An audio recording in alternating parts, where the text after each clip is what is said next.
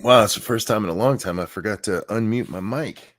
Luckily, I caught it fast. Hi, guys. How are you? Hope you're well. Hope everybody's having a great day out there. I'm bad. I'm bad, but I felt the need to talk to you guys. I hope you're well. Hope everybody's having a great Tuesday, whatever day it is. I'm annoyed. I went and read news while I'm in a lot of pain, and that's never, never a good idea because I already get annoyed at the news. I get so just annoyed is the only real word to use there because I'm not mad. I'm not disappointed. I'm expecting it. And every time I go in there, like it's the same old shit. And in today's case, we're talking about the judges who are. I'm so sorry. I'm starting to sound like Robert Kennedy. It's pain in my ribs. I apologize. Um, Judges are out there blocking everything Trump's trying to do. And for those of you who've been watching for a while and know me, you know that the reason that I voted for Trump this time was lawfare. The lawfare that was used against him was fucking disgusting. And while they're not going after him criminally now, they're still just using lawfare to block anything he's trying to do. And these are the people who tell you that we need more judges because the system is just it's overwhelmed. Yeah, by people like you who are abusing the system to undo things that you don't like because you lost a fucking election. And in today's news for this, we have Judge Chen. What the fuck was her name or his name? I forget. It doesn't matter. Edward Chen. That's who it was. Edward Chen. He blocks an administration order to end temporary protective status for 600,000 Venezuelans. And the judge basically ruled this because is racist. That's the I wish I was making that up. I really do. Um we'll get into this article here. Yeah, everything's right. There we go. Judge blocks Trump effort to curtail deportation protection from 600,000 Venezuelans. The Trump administration's decision making is a classic example of racism, the judge wrote.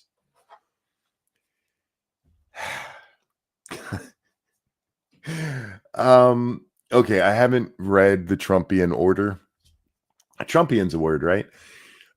So I don't know what they wrote in the rescinding of this temporary protective status. Temporary protective status is something that is it's a way around immigration law to let a whole bunch of illegals in and be like, no, they're here perfectly legal. Republicans and Democrats have used it. Democrats, again, in the dirty sense of the word. But I suppose there's a reason for it, but it's also temporary. It's in the fucking name. Temporary protective status. It's not, hey, come here and live forever. And if anybody tries to get rid of you, it's racist. But being that it's Venezuela, and we know that Venezuela was doing things like sending criminals here and doing things like, I don't know, sending gangs here.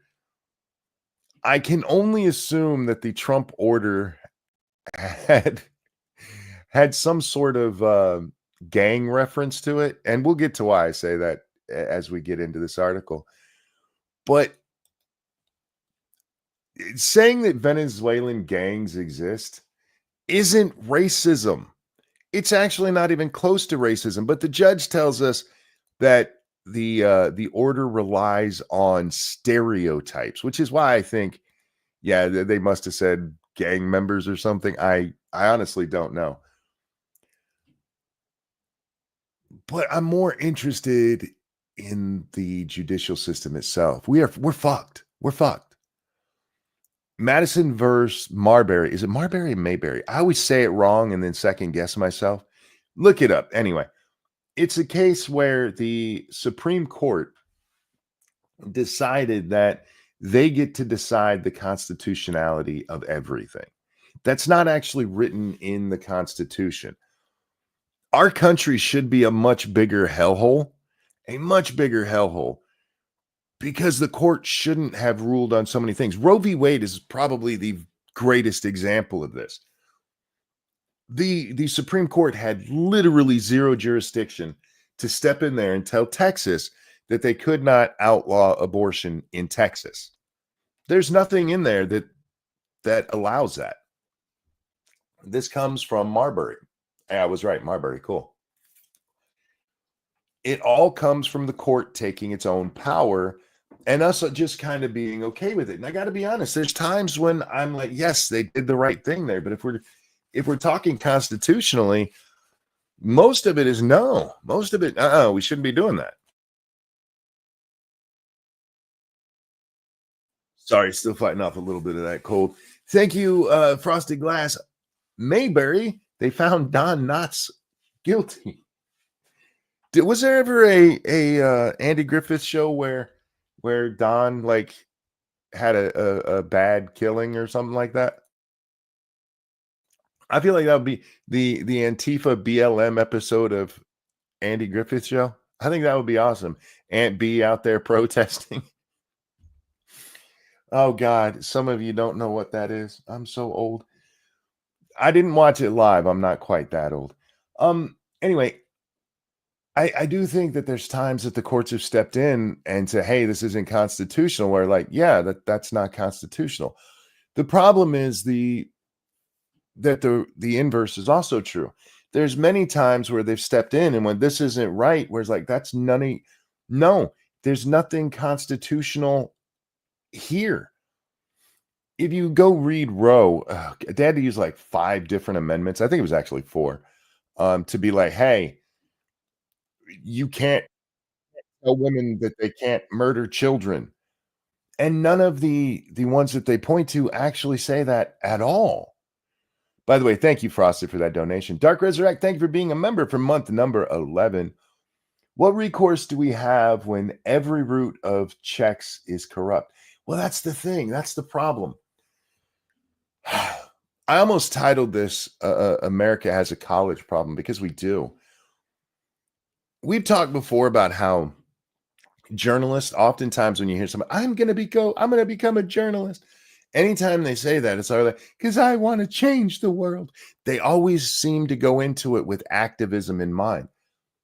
And if you pay attention to the legal side of things, if you look at lawyers, it is amazing how many people tell you both that they want to be lawyers and that they became lawyers because they wanted to right a wrong. They literally go into it not to advocate for a client, which is what lawyers should be going into it for, but to advocate for their own personal beliefs. Jack, my friend, how are you? I'm okay. How are you? I'm here. Yeah, you sound horrible. I feel even worse than I sound. Oh, well, you should stop that. Reminds me, it's April 1st here, you guys, but we missed Jack's birthday. Jack, when was your internet birthday? 26th. 26th. Technically, we weren't here. Oh, so we were here. Yeah, we just didn't acknowledge it, really. Give Jack birthday money. Speaking of which, thank you, Dixie Rose, for the generous donation off stream 4 days ago. Sorry that I missed your birthday yesterday. Happy belated birthday. Oh, thank you. Appreciate that. So how's the kids? I haven't seen them yet. Oh. We'll talk offline. Oh, okay. How have you been, man? It's been like 5 days since we spoke. Well, you'll see. Yesterday was extremely shitty. It was the 3rd anniversary of my brother's death, and I was going through a bunch of his stuff. And I found a couple of his work uniforms, and I just lost my shit. Not gonna lie. I had one of the most unmanly moments possible, like a blubbering child, but nobody was around to witness it. Crying alone over your personal pain is like one of the most manly things you can do. No, bottle that shit up and let it out in a moment of rage. Oh.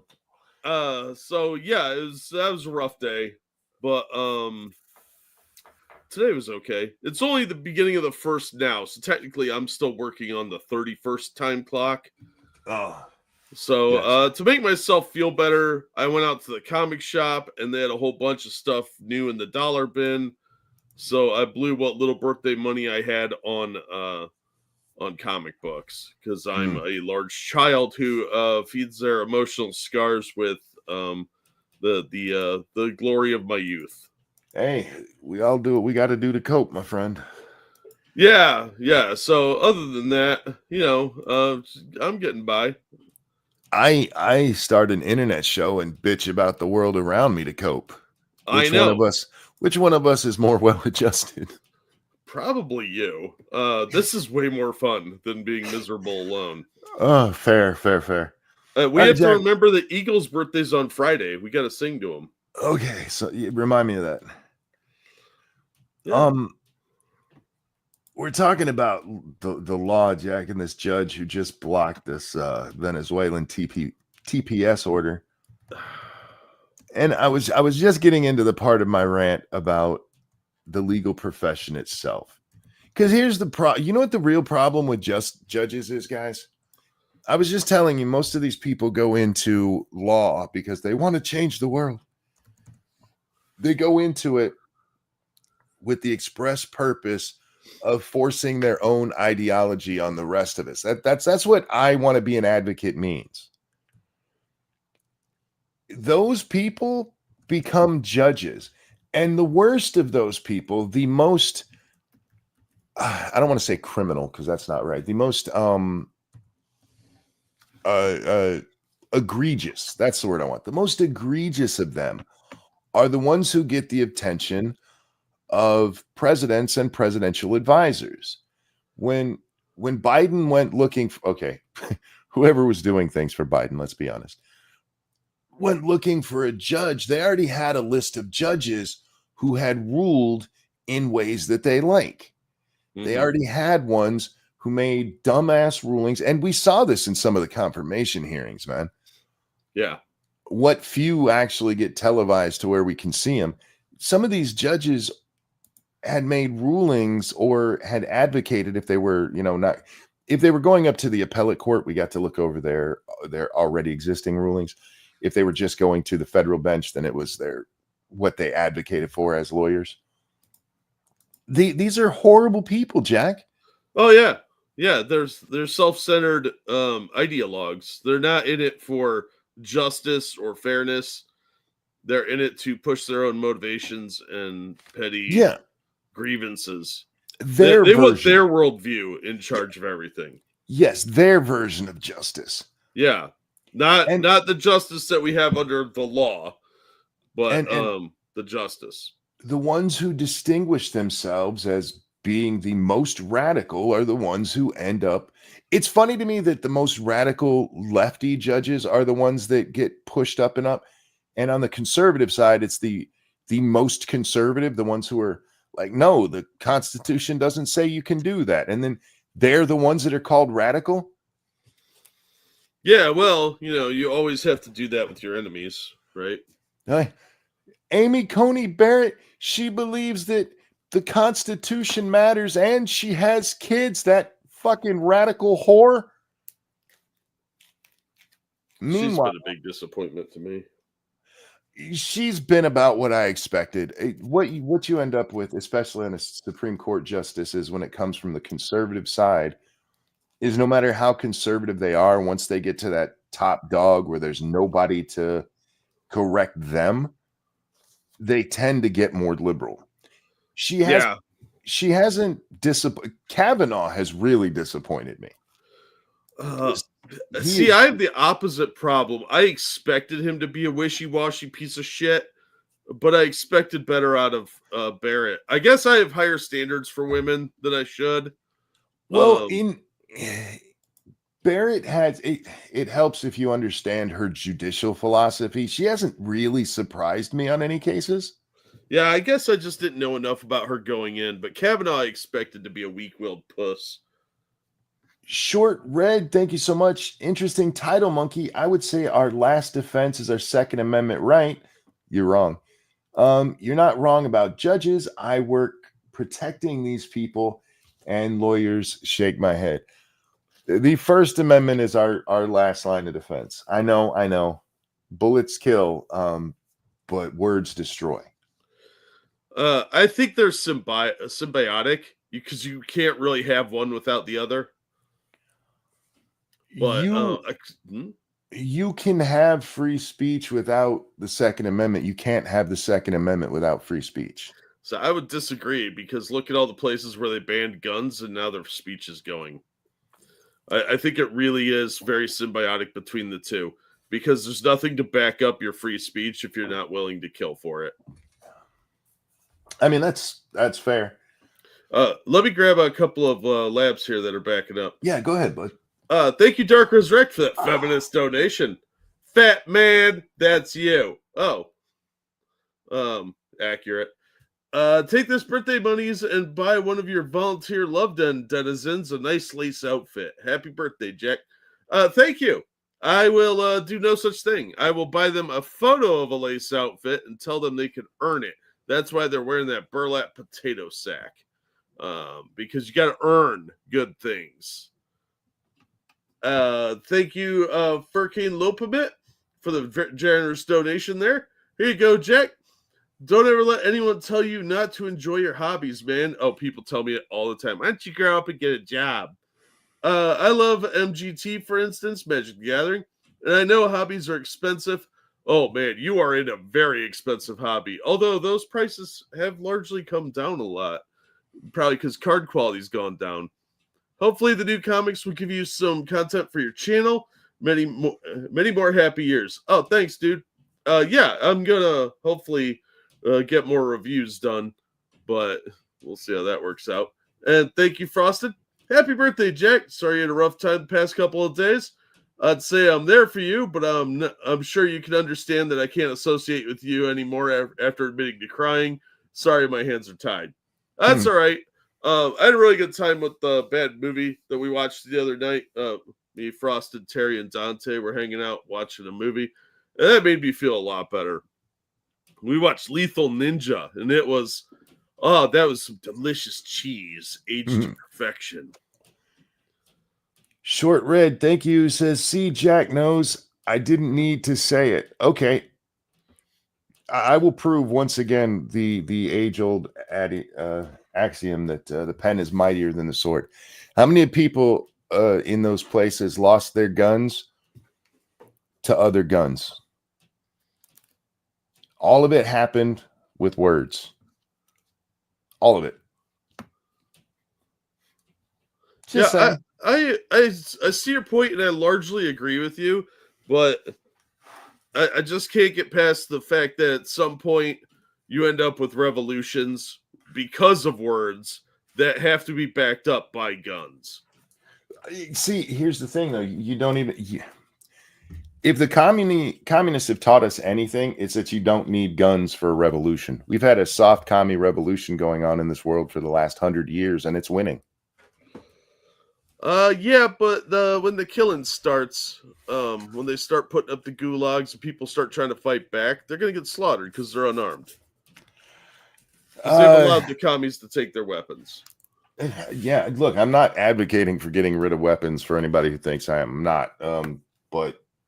Yeah, I think this is just one of those rare points where we have a mild disagreement on. This is our age-old disagreement, which is the chicken and which is the egg here, right? Yeah, and we're just coming at it from different perspectives. Yeah. So yeah, no big deal. No, I don't think you're wrong at all about giving up guns, because it does make forcing the speech a hell of a lot easier. Oh yeah. But the reality of guns, how many of our rights have been just absolutely trampled in this country, and how many revolutions have we had? Well, unfortunately, that's largely due to the population being a bunch of fucking lazy cowards. Yeah, but you can go back to, I mean, especially in the modern age. I think you're dead on about that. I think most people don't want to fight. Yeah, well, people get comfortable and then they get lazy because they're complacent now. Mm-hmm. And that is an absolute problem we have in this country and in the Western civilization at large now. But it's a shame to see how much we have lost, especially in places like the UK and Australia. The rights that they are losing on a daily basis and the lies coming out of their politicians, it's staggering. Mm-hmm. And what they did during the COVID lockdowns proved what sheep we've become. Oh, yeah. Well, I would disagree on become because I think it's people are very easy to lead. Most people want a leader to begin with, and most people will believe anything they hear. Yeah, that's true. Most people are sheep. And it's been that way for a long time. Yeah. It's really very frustrating to see what a lot of people have just allowed to happen. Thank you, Dark Resurrect, for that feminist $12. Woo! How dare you two have a mild disagreement and not hate each other? I demand purity test. I miss when this was normal discourse. Yeah, see, me and neither one of us is disagreeing that the other one is unimportant. We just have it in slightly different order of importance. Yeah, and it's a borderline trivial disagreement. So this isn't like some fundamental thing that's gonna like, oh well, I'm never coming on the show yet, because that's childish, and it's incredibly short-sighted. But how many times have we seen people do that? Oh, you don't blame the Jews? Oh, what? God, yeah. Of course, I heard you're a Jewish operative and a Nazi. So. I'm a Jewish Nazi. / Trump supporter. So I don't know how you have so many hats, dude. That's probably why you're sick. Oh, I bought a hat for my hat. Yeah, like I can hear the sinus drainage going on in your voice. It's going down the back of your throat like a bitter pill. And I don't know how you have. That's why you're sick. Is you're trying to do all these things at once, trying to be the arch nemesis for all these purity spirals. I think you figured it out. What's wrong with my spine? It's the weight of all the hats on my head. Oh my God. It's what happens when you buy a hat for your hat. My head is big enough. I shouldn't put any more weight up there. Anyhow, to the lawfare stuff. We haven't even gotten into this actual case yet. We're 20 minutes in and we haven't actually got to the story. Well, there's a shocker. Tangents, what? Monk is a Jew. How can I put this? I could pass as one, but not any. There's no DNA or religious affiliation. Do we understand? My nose would give me away. Sorry, Jews. You guys got big noses. I got the little Irish nose. But if you looked elsewhere, you might. Jewish stuff. If you looked elsewhere, you might think I could be Jewish. Fucking Abraham. Anyway. It's the way you haggle. Yeah, that's what it is. Oh, don't make me laugh. My ribs hurt so bad. Where are we? A federal judge has blocked Trump administration from sharply curtailing a special immigration status that protects 600,000 Venezuelans living in the U.S. from deportation and allows them to work legally in this country. Yeah, and see, this judge has got standing how? Because it's racist. You missed the first part of this, Jack, and it does come up again. But right up here, the Trump administration's decision-making is a, quote, classic example of racism, the judge said. That's an activist judge who should be overturned on appeal immediately. Like, this should easily get shot down. But, of course, we have activist judges everywhere. Yeah, and it's more of the college problem. Oh, son of a bitch. Our institutes of higher learning, and at this case, our institutes of primary learning, have been so infiltrated with these activist fucks that everybody who goes through that system is getting some kind of indoctrination. Yeah. Instead of learning 2 + 2 is 4, they learn 2 + 2 is 4, but could be 5. Yeah, it could be 8. And they learn that, hey, as long as you write the problem down, if you write 2 + 2 down and you put 16, you knew most of how to do the problem. So you deserve passing credit for that. That's Absolutely disgusting. We have dumbed them down, and these are just indoctrination factories now. Yep. That's why I'm glad they're getting rid of trying to get rid of the Department of Education. Yeah, the Department of Education has happened to the American education system since polio.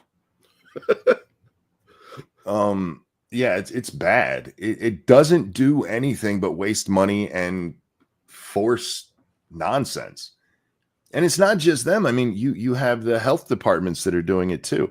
Yeah. You have so much interference in our daily lives with these assholes, and all of them are coming from colleges that have been teaching Marxist ideology for easily 100 years.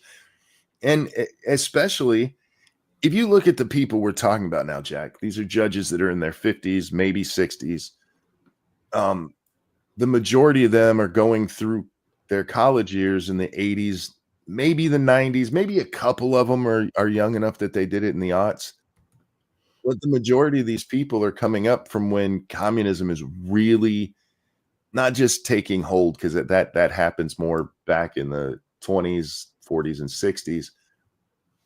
But they are the second generation of openly commie bullshit coming out of colleges. Yep.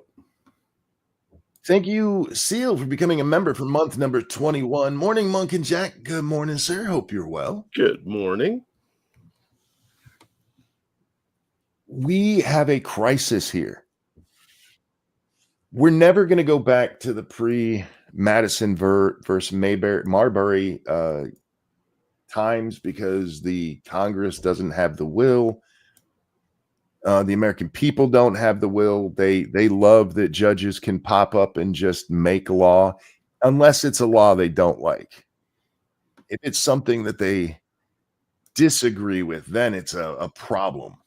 But if it's a judge who blocks something they like or that they dislike, that guy stood up for the right thing. And that's okay if they are actually standing up for the right thing. There's a lot of times where judges say blocked Biden and shouldn't have. I don't like what Biden was doing, but if we're going by the actual Constitution, the judge had no right there either. Yeah. The problem we really have, though, is there's going to be less and less of the conservative judges who actually believe in the law, and more of both conservative and liberal judges who only believe in their own ideology and pushing it on the rest of us.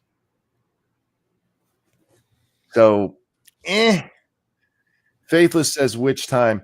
I would have to go back through all of the stuff, but I know there's times that I've said the judge was wrong when we were talking about things judges have done to Biden. It's happened. Just saying. The Constitution is meaningless. The right needs to accept this. No, it's not. No, it's not. It might be treated that way, but the Constitution is important. And this is something that especially modern day Americans need to get through their thick fucking skulls. Despite a lot of what you see in the media, the founding fathers were not just yokel farmers. These were educated men.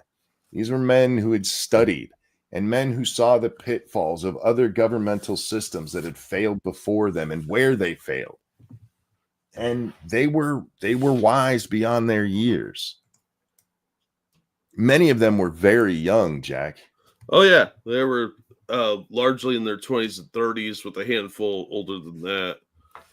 I mean, you're talking like Ben Franklin was an old man, but George Washington really wasn't. Same with Madison. Even Jefferson was pretty young.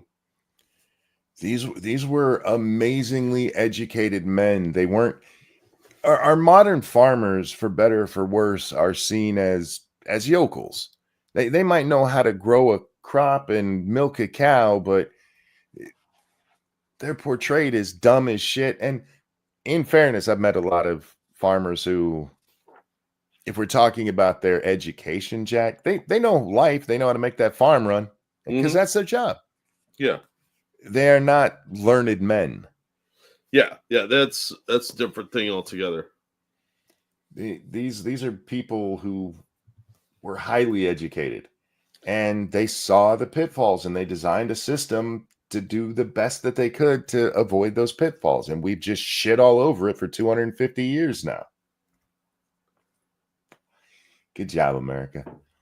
Anyway, the administration is trying to stop the legal protections known as temporary protective status from 350,000 Venezuelan nationals on April 7th. A change that could allow the government to deport many of them to a country that is in the throes of a humanitarian crisis. Oh, dun, dun, the dun. Throes of a crisis? Oh, that sounds bad, Monkey. We should stop that. Can I just ask why that's my fucking problem? No. There's Americans out there living on the street, and I'm not fixing that. Why is it my job to fix this? Because they don't care about Americans, and they don't want you to either. I might be a little testier about this today too, because we paid our taxes yesterday. Oh yeah, that'll do it. And my money is going so these assholes can have social security numbers or worker numbers, depending on which one they steal. Yeah, or are given by the government. Yeah, and they get my tax dollars so they can stay here because they voted in communism. Fuck them. Yeah, but they're sad because they voted in communism and it turned out to be a big old whoopsie doodle. And you have to deal with that because they said so. Do you remember how much the press touted Hugo Chavez? Oh, they loved Hugo Chavez. Oh, he was the greatest thing since Karl Marx himself, man, because he was making the communist dream happen. You know, until reality came, you know. Suddenly the bill came due and the zoos had to be emptied so people could eat. I'm just going to go out on a limb here and say, fix your own shit. Stop coming over here and making you my problem. No, Monkey. See, that's not how it works. Their problem is now your problem because we're the world's bitch. The administration also wants to accelerate the expiration of the so-called TPS protections for an additional group of 250,000 Venezuelans. I love that it's so-called TPS. We saw this during the election where they try, like, Trump wants to deport people who are here legally.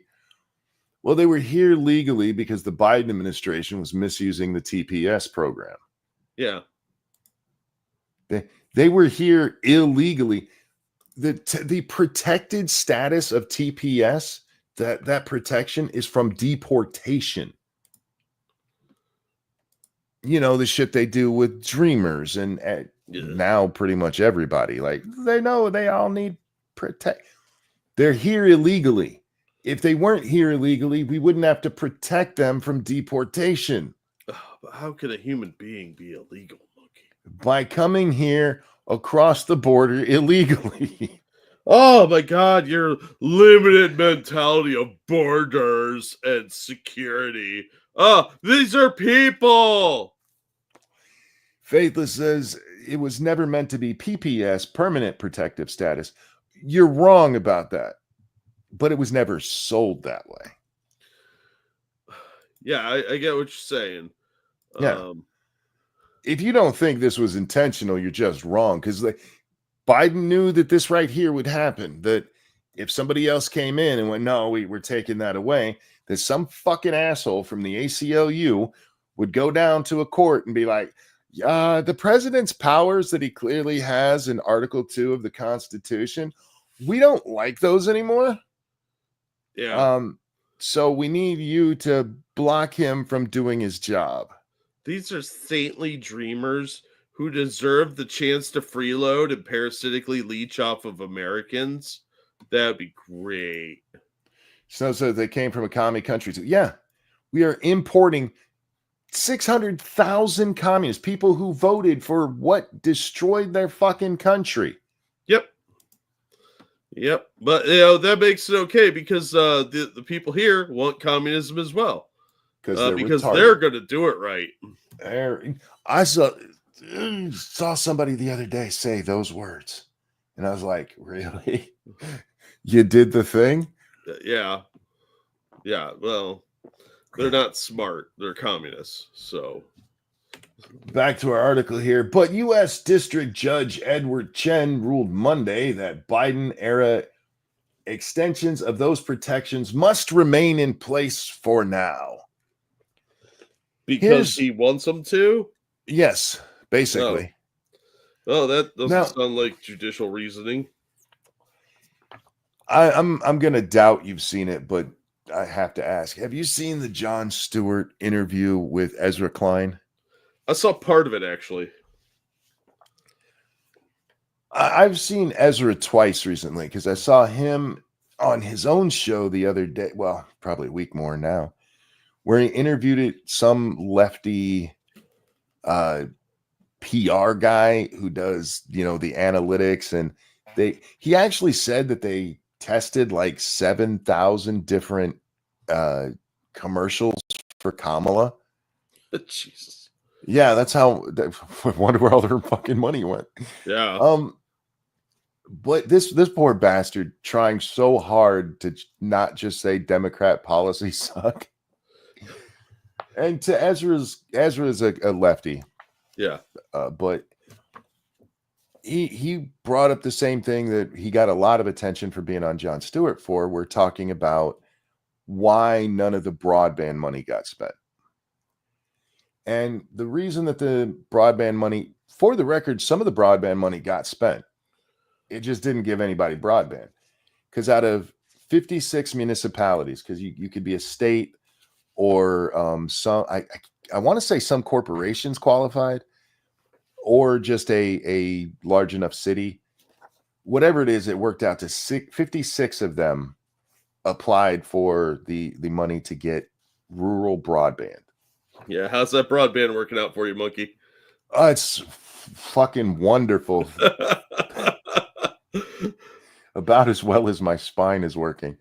The problem is, and this is when they wrote the law for this, they built in a 14-step process, which included a grant of $5 million to come up with a plan for how you would use the money.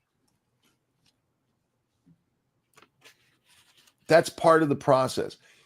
The total number of those 56 that made it all the way to the end of that 14-point process is 3. And they still haven't laid any line. No, because you have to have a 5-year plan, then it has to be reviewed by a committee and then sent back, and you have to make corrections, and then you got to do some other nonsense once that's approved. It's all these bureaucratic stages. Yes. It's designed to go nowhere. And my point in bringing that up is a lot of the things that the government does or wants to do have similar built-in situations. Public comment period, objection period, review period. And so there are times where, like in Trump's first term, he ran into this a lot because he is from outside the Beltway and didn't understand this, and he hired people who didn't understand this, that those steps have to be taken. Several of his things that got turned down by judges in his first term, if they would have instituted a 30-day grace period for comment, because we all got to comment on shit, then they would have been fine. And that's what tripped them up. It wasn't that what they were doing was illegal. It was how they didn't do it in the proper steps. Yeah, Trump was actually trying to accomplish something, and they're like, no, bureaucracy gets a say. Yes, because that's how they think everything has to work. Yeah, bureaucrats only understand bureaucracy. They don't understand normal thinking. It's really sad because they love paperwork. We've all met those guys. The professional, like, middle manager that wants you to fill out some extra form just because. Yeah. And largely it's a waste of time. And anyway, my point for bringing both of those up is that there might be some of the orders that under that system exists where a judge can go, no, you didn't have a waiting period. As far as I know, though, when it comes to things like the temporary protection status, that's not an issue here. Because this is not usually that kind of stuff happens, Jack, when you're taking like let's say the government says, okay, we're giving $5 million to anybody whose name starts with a Q. And then another guy comes in and goes, oh, nope, we're stopping that. The review period is supposed to protect those folks from getting screwed by their own government. They can have a comment period and be like, no, my name's Quinn.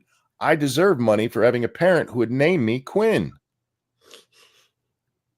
And so they have this set up so that you can't just suddenly drop the floor out from people who've come to depend on government programs. That's literally what it's for.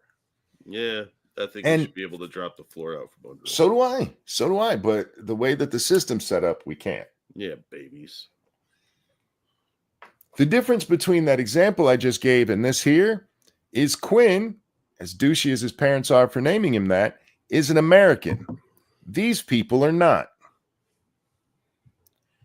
But it's funny how the judge lists this, Jack. Anyway, Homeland Security Secretary Kristi Noem's decision to curtail the protections was an unprecedented, legally flawed move that appeared to be rooted in racial discrimination by both Noem and President Donald Trump, Chen wrote in a 78-page decision. They know she's an Indian, right? She's racist. She's not racist when she shares the same bloodline as most of these people. Hey, Vanilla Bear, how you doing, sweetie?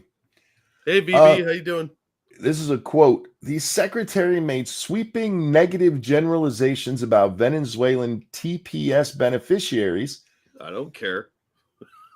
Acting on the basis of a negative group stereotype and generalizing such stereotypes to the entire group is a classic example of racism, he wrote. Oh, fuck off. Yep. This is what I told you guys at the beginning. I'm guessing that they wrote something about gangs in there. Because there's Venezuelan gangs up here now. Yeah. Don't we don't talk about that. No. Well, they have the spark of humanity that we are missing in this country. We need more of these glorious individuals to cause chaos, so communism is easier to sneak in. Oh, did I say too much? Not enough, my friend. Temporary protective status is a designation under federal immigration law that makes a wide variety of immigrants eligible to remain in the U.S. legally when their home country is undergoing a humanitarian crisis, war, or natural disaster. Why do I get the feeling that this judge would say that an invading army is being discriminated against because you're trying to deport them? Because you're paying attention. Oh, my bad. Shouldn't be doing that. The designations have sometimes been extended for decades, prompting criticism from immigration opposition groups that they've been stretched beyond their intended purpose of temporary relief. Yes. The thing is, this goes back to the arguments around who gets to make that decision of the temporary protected status. Apparently, all of that still relies with the president. Yeah, but they don't want that. So now the court's going to be like, we're taking that over. Had a Biden moment there. I said relies when I meant lies. All of this is still based on that. And this, I don't have necessarily a problem with temporary protective status, but in Trump's first term, Biden's first term, fuck that guy. Another Biden moment. I remember reading this story about this lady who had been here for 30 fucking years. Yeah, we just saw one the other day. Just same thing. Some dad of like 5 kids. Oh, but he's been working for 30 years, 20 years, whatever. I don't fucking care. Bye, freeloader. It's a temporary thing. You're not supposed. The press all. They're kicking out this woman, or I'm guessing I haven't seen that case, Jack. But tell me how close I am. She's helped her community, and everybody that knows her loves her. Yep. This chick was working at like some diner, and okay, so you have to hire somebody else to bring food to people. It's not that hard of a job to fill. Yeah, I think this dude was like a manual laborer or something.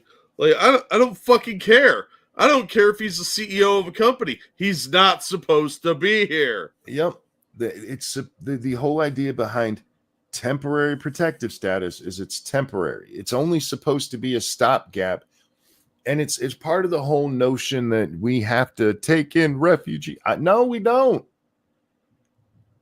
We don't. Anyway, the designation. Oh, we already read that one. The TPS designation can protect people who entered the U.S. legally, as well as some who entered illegally. You don't need TPS if you've entered legally. And you shouldn't get it either way. If you're here legally, that is your protection of against deportation. Yeah, but only insofar as like you're not committing crimes and you're not being a total douchebag. This is enraging. These people do not give a shit about us or our rights. One of the reasons I'm using the Politico art, there's tons of articles about this because of course there is. Of course. I used theirs because I knew we'd run into shit like this. TPS doesn't protect people who are here legally. That's not at all what it's for. People who are here legally, typically they have a work permit, they have their green card to work. Like you mentioned, we've seen people recently like, oh, they had a green card. We can revoke green cards. Yep. They seem to think that is some sort of shield. No, you have less rights because you're not a citizen, and you slowly gain more rights with each stage. If you have a green card, you have more rights than somebody who doesn't. If you have a permanent resident status, you have even more rights. And so you get to citizens. The Constitution doesn't entirely apply to non-citizens. No. For some reason, everybody wants to say it does, and that's just not the case. It all comes from under the jurisdiction of the United States in the Constitution, that line. Yeah, but they're, of course, purposely misinterpreting that. Yeah, that comes from the 14th Amendment, and the whole point of it was that slaves who were born in this country were citizens because you had, just call it what it was, the South being like, no, these Negroes have no rights. And so they're like, no, they do. They were born here. They were under our jurisdiction. They weren't talking about criminals. They weren't talking about people who sneaked over here illegally. I don't know why I say sneaked, guys. I know the right term. I've just said it my whole life. Leave me alone. Whatever. The whole purpose of it is not, hey, as long as you're within our borders, you're an American. That's nonsensical. But that's how the court, especially when it comes to anchor babies, that is where this whole nonsense comes from, is the anchor baby rulings. Yeah. Where are we? Both groups of Venezuelan nationals covered by the judge's order Monday have TPS protections through October 2026 as a result of extensions ordered during the Biden administration by Noem's predecessor, Alejandro Mayorkas. Really? That guy was being a shitbag and misusing our laws, huh? Give me a minute to be shocked by that news. Yeah, so when it comes to the designations of this, it's the secretary and the president who get to make this. This is in the what's the name of that act? The Immigrants and Refugees Act, I think, is the official name of it. Yeah, the secretary and the president are the ones who get to make that determination, which also means they're the ones who can make the determination to end it. What? No. You can allow them in, but you can't revoke that. No take-backs. No takey-backies. To justify the existence, Mayorkas pointed to the complex, serious, and multi-dimensional humanitarian crisis and the crackdown on political dissent in Venezuela. I don't give a shit what's going on in Venezuela. You're not supposed to be here. Get the fuck out. Find somewhere else to mooch off of. Parasites. It is amazing to me how these oppressed people could make that trip. Well, they got all these NGOs out there helping them. But less than 2 weeks after Trump took office, Noem sought to nullify Mayorkas' decision, instead setting a much more expedient process to remove Venezuelans on TPS from the country. For one group of the Venezuelan TPS beneficiaries, Noem's nullification, meant they would have lost protections next week. For the other group, the nullification meant that their protections were set to expire this September, though Noem had indicated she would consider further extensions for that group later. Again, Jack, I don't have a problem with TPS. I have a problem with how it's used. I personally would be like, nah, nobody needs it. Fuck them. But the idea itself, I get it. Yeah. 600,000 seems like a lot, though. How many times have we seen over and over again our generosity as Americans being abused by the people we help? Every time. Yeah.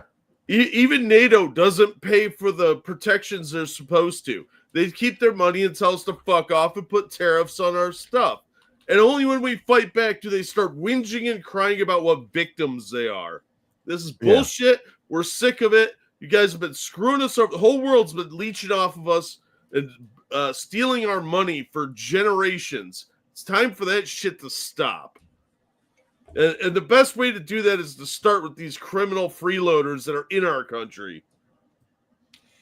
Chen suggested the data shows Venezuelans on temporary protective status are largely law-abiding. I don't care. I'm so tired of that talking point. Whether it's illegals or now TPS, like they're law-abiding. Let them go be law-abiding in their home country. Why are you saying this like, oh, you guys just are demonizing them all? No. I'm perfectly willing to say that the majority of them, other than coming across illegally, stealing Social Security numbers, don't break any other laws. Yeah, that may be the case, but they're still not supposed to be here. Yeah, I don't care that they're... Let them go be good citizens of their own fucking country. Yep. I'll be a good citizen here and not commit crime, and they can go not commit crime in Venezuela. Yeah. Look, everybody wins. Yeah. You know what happens when we commit crimes in other countries? They throw us in jail. Just ask Johnny Somali. Yeah, no shit. Anyway, it says that they're law-abiding, tax-paying, educated, and employed, undercutting the Trump administration's rationale for ending the protections. How could they be paying taxes if they're not citizens and they got here illegally? Well, because they got the TPS, so they get a work number. Yep, I don't care. Get out. Get out. But you also have to remember, most of the time that they're talking about, if we were talking illegals, when they say pay taxes, they're just talking about sales tax. Yeah. That's unless they stole somebody's card number, that they're full of shit. So fuck them. They need to get the fuck out of our country and stop parasitically leeching off of us and driving wages down and taking jobs from American workers. In particular, the judge objected to the administration's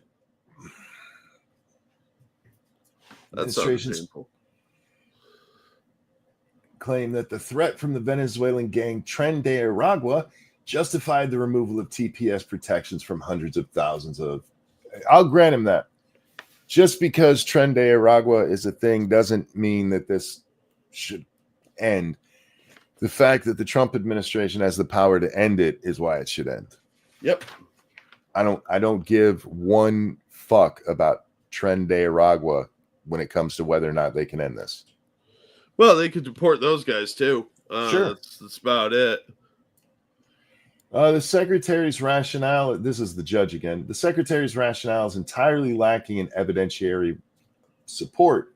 There's no evidence that Venezuelans TPS holders are members of TDA gangs, have connection to the gang, and or commit crimes. Venezuelan TPS holders have lower rates of criminality than the general population. Bullshit. Yeah, this is another one of their bullshit talking points. You pulled that straight from the ACLU. Yeah, because they're continually committing a crime by being here when they're not wanted. Bye, get out. I don't care. I don't care about any of this other bullshit. You can say that they're here legally because of this stupid thing, but once Trump said get out, like this is over, that should have been all that was necessary for it to be over.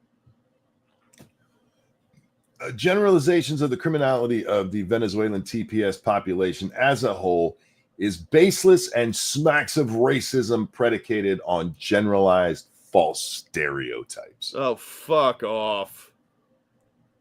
Chen also questioned the administration's suggestion that the decision was rooted in national security, noting that the argument required the Trump administration to negotiate directly with Venezuela's dictator Nicolas Maduro, potentially normalizing his regime.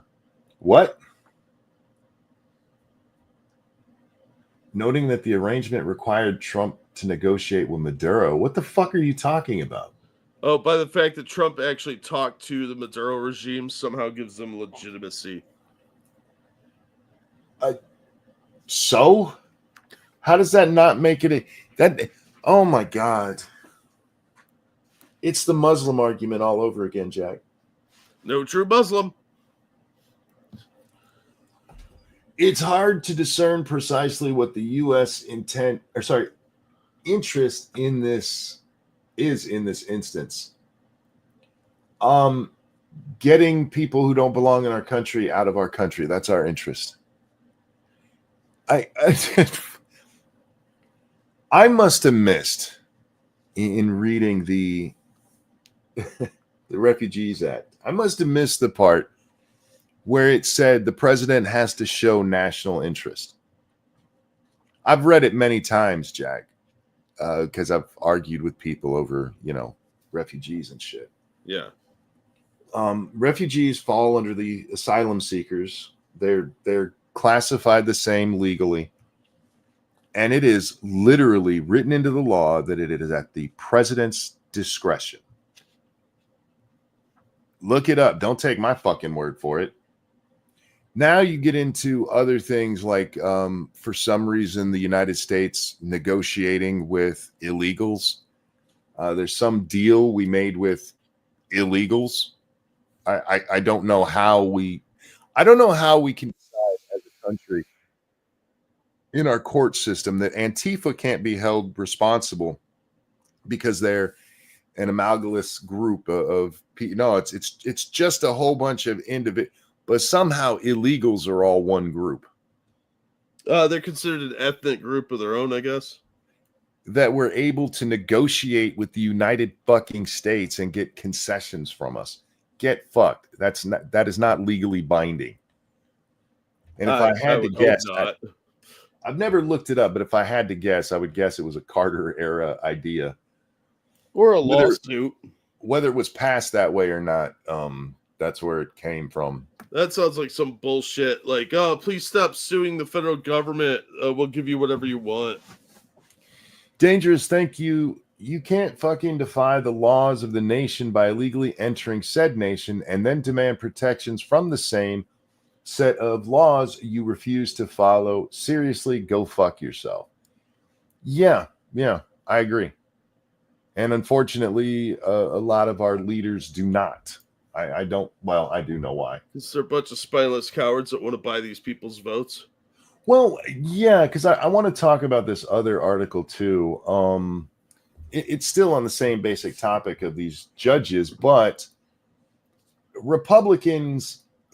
Senate Republicans urge Trump allies to stop threatening courts.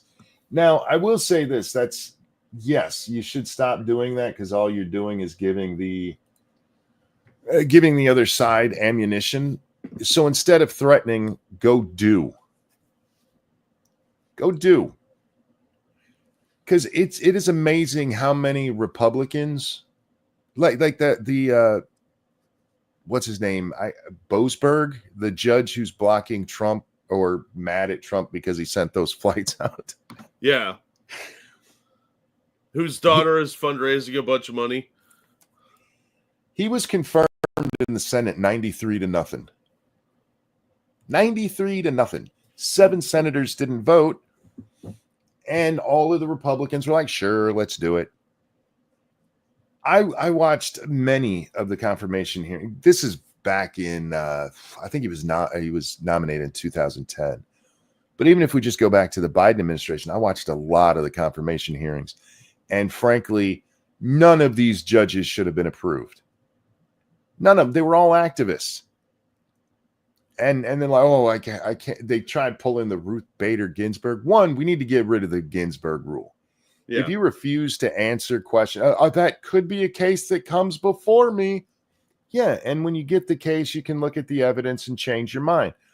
But hypothetically, how do you feel about Roe? Hypothetically, do you think it's okay to kill babies without any conditions? No, the Republicans are spineless cowards who will gladly snatch defeat from the jaws of victory every single time. They love nothing more than losing. It's like a fetish for them. So this just gives them something to campaign on, raise money, and whine about. And then they're like, but we can't do anything about it because we ceded all our power to the same people we're complaining about. Republican senators are warning that any effort to impeach Judge James Boasberg, is that how you say his name? Boasberg. I have no idea.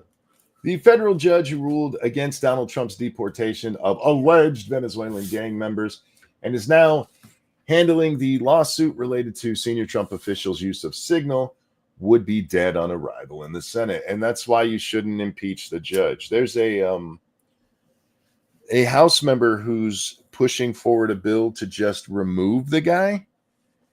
Because there's nothing that says judges have to be impeached. No, they could just destroy his district and say, we're absorbing your district into somebody else's and you're no longer a judge.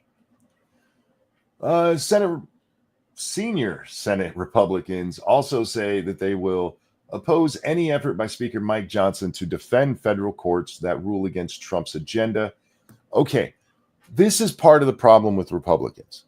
I understand the optics. Okay, this is why I said stop attacking, because it's not helping anybody.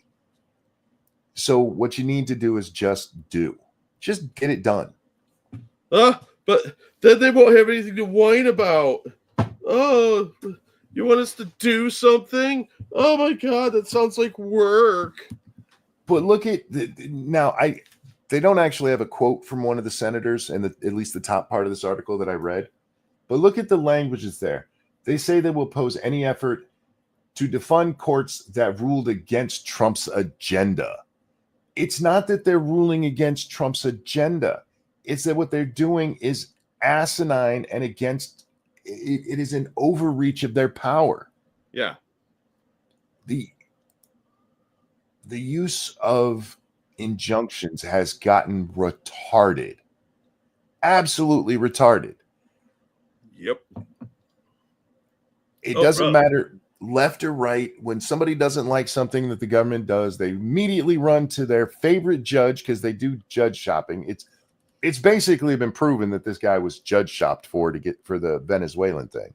Yeah, well, he's had 4 cases against Trump in like 7 weeks. Yeah. And the chances of that happening were in the billions. And one of them was on a Saturday when he wasn't on call. Yep.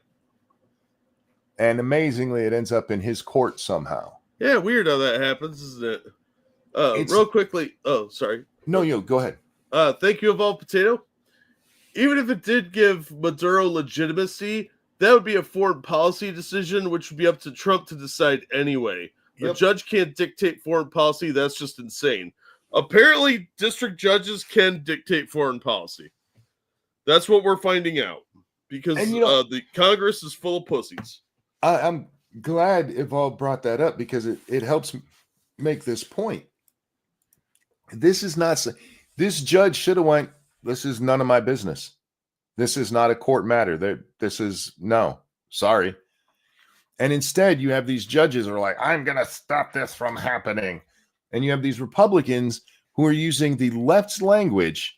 Oh, it's just because it was Trump's agenda. No, it's not that. It is their abuse of power. Yeah, some of the things that they're trying to stop Trump from doing aren't even able to be seen by the judiciary because they're considered part of the executive branch and there's no appeal process. It's part of diplomacy. Judges can't just go in and be like, look, we know you signed a deal with these guys for a peace accord. We're going to overrule that. That's not how that works. I want to read this whole sentence because the rest of it just proves the point more. Senior Republicans also say they will oppose efforts by Speaker Mike Johnson to defund federal courts that rule against Trump's agenda, sending a message that they want to de-escalate Trump's war against the federal judiciary. That's not the message they're sending. De-escalate Trump's war against the judiciary? Wow, that's not loaded language at all. Right? The war, Jack. Totally unbiased language. Totally. Well, it's our media. What do you expect? Representative Brandon Gill introduced an articles of impeachment against Boasberg earlier this month, citing abuse of power. Weird that he didn't cite going against Trump's agenda. Isn't that what you told me the Senate Republicans were upset about? That was just the paragraph / sentence from before. No, see, he was opposing, he was resisting Trump's megalomania Hitler-esque power grab. Yeah, see, that's how this works. I also love that they put abuse of power in quotes there. Because while that might be a quote, that's not why they did that. They did that for sarcastic. When I like air quote, for his abuse of power. No, it is actually because of his abuse of power. Yeah, they think of it as resistance. It already has 22 co-sponsors. Johnson separately has floated the idea of simply eliminating courts that rule against Trump. See, they did it again. This is not... You mean courts that overstep their boundaries? Show me one time where the courts have used legitimate legal theory and Trump has been like, Mike Johnson's been like, oh, they went against Trump. We got to get rid of them. Yeah, it hasn't happened. That's why. We just read that last dude. I mean, his whole case. Well, Trump talked to Maduro. So? That's not in your purview at all, motherfucker. The Senate voted 96-0 to confirm Boasberg in the U.S. District Court for the District of Columbia in March 2011. Okay, I said 93. It was 96. My bad. With yes votes coming from Republicans still in the chamber today, such as Collins, Cornyn, Graham, McConnell, and Thune. Are you trying to make me hate this guy more? Collins is basically a rubber stamp for anything liberal. Let's just be honest. She is a Republican, Jack, and it does count for when it comes time for like picking the leader of the Senate, which does matter because they set the agenda for the Senate. But it is amazing how many things she's been wrong on. How many times that she's just a Biden vote. The only reason she calls herself a Republican is because it's the only way she can get elected where she is. And then she goes in and still votes like a Democrat. She's McCain, for fuck's sake. Yeah. And while she has her uses, and you're never going to get an actual Republican voted in from Maine up there, pointing to her, even Collins voted for her. Yeah, and? That's like saying, even Karl Marx liked it. Where are we? And while the Senate has become more partisan over the past 14 years, Republicans have shown a tiny bit of spine. Look how partisan everything is. Yeah. Many Republicans view themselves as the standards of the federal judiciary and are not fond of Trump's escalating war of words with the you can't have a war of words by yourself. Maybe you can. If you identify as having a two-spirit, maybe you can argue with yourself. With the war of words with the third branch, you mean the judicial branch, just say it. Which in some cases have been echoed enthusiastically by Trump's House allies. One thing you do have to know about the House and Senate is that more the Senate than the House these days, but they do have specific functions that they guard and defend passionately. And when it comes to judges, in order to become a judge, you have to get confirmed by the Senate. So that is something the House has no say in whatsoever. Hey, Nuts, how you doing, sweetheart? Hey, Stargazer. So them taking this a little personally, you should take it personally. You confirm this motherfucker. How come you're not mad about these judges overstepping? Are you suggesting that they're not? Because all of this, and again, Jack, you'll notice there's not a quote from a senator so far. Not one. They told us what somebody from the House did. They told us what Speaker Johnson. They didn't even tell us all of what Johnson said. They just he hinted that he'd take money away from their district. Well, do you really want to hear from that racist? So I do want to leave open the possibility that at least part of this is being taken out of context, but the reality is this sounds like the Republicans in the Senate. It sounds like the bullshit that they would do. That mean old Trump, you're not going to write bad about us, are you? Trump sucks. You love me, right? It's awesome. It's amazing how whorish they get when it's like, oh, the press might say something bad about us. Yeah, well, they're a bunch of fucking cowards. So they are. Trump called for Boasberg to be impeached after the judge ruled he could not invoke the Alien Enemies Act. Oh man, this is why I usually go somewhere else for this. Could not invoke the Alien Enemies Act of 1798 to deport more than 200 people, including alleged gang members, without a hearing. Excuse me. His original ruling is that you just can't do it. Yeah, stop. And I don't know if he ruled again on that. Maybe I missed. I haven't paid a lot of attention the last couple of days yet. But the judge overstepped his bounds here. This is federal law that has literally been on the books for almost, I'm trying to do the math, almost 250 years? What? Overstepping is about monkey. Judges can't do that. That's impossible.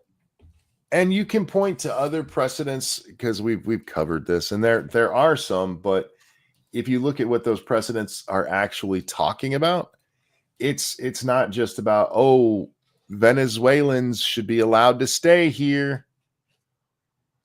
Yeah. I'm just tired of the judicial branch. We need them. They're an important part of our government, but they are function properly. They're overstepping their bounds, and you have these fucking Republicans up there in the Senate being like, could you stop being mean to them for, their blatant abuse of power? Oh, monkey, how dare you? How dare you? These are beautiful people of enlightened ascension. Please don't say anything bad about me in the press. It's just so stupid.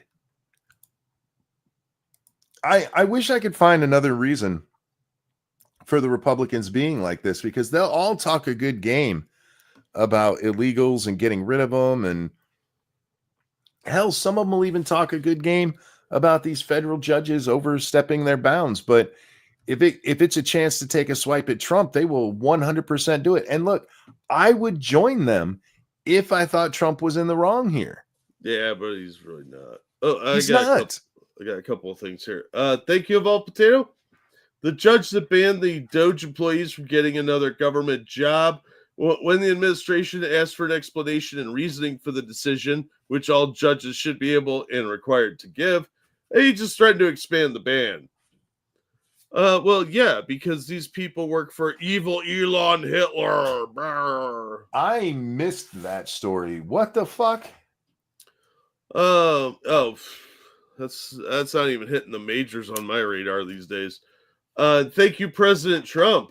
These extremist judges are the worst. Everybody hates them, but I appoint the best judge.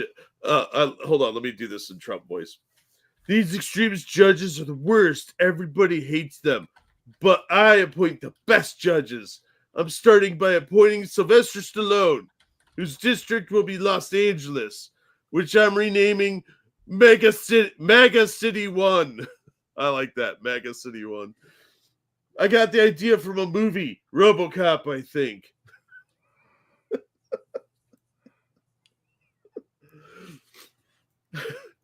I want to watch this movie.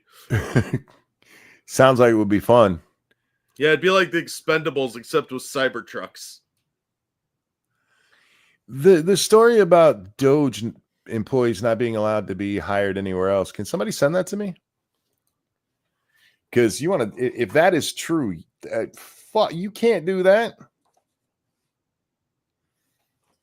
Jack, there's some people upset because a guy got deported, and shocking, right? I thought I was supposed to care for a second there. What? Sorry, missed that window. Well, it's just funny to me because the guy gets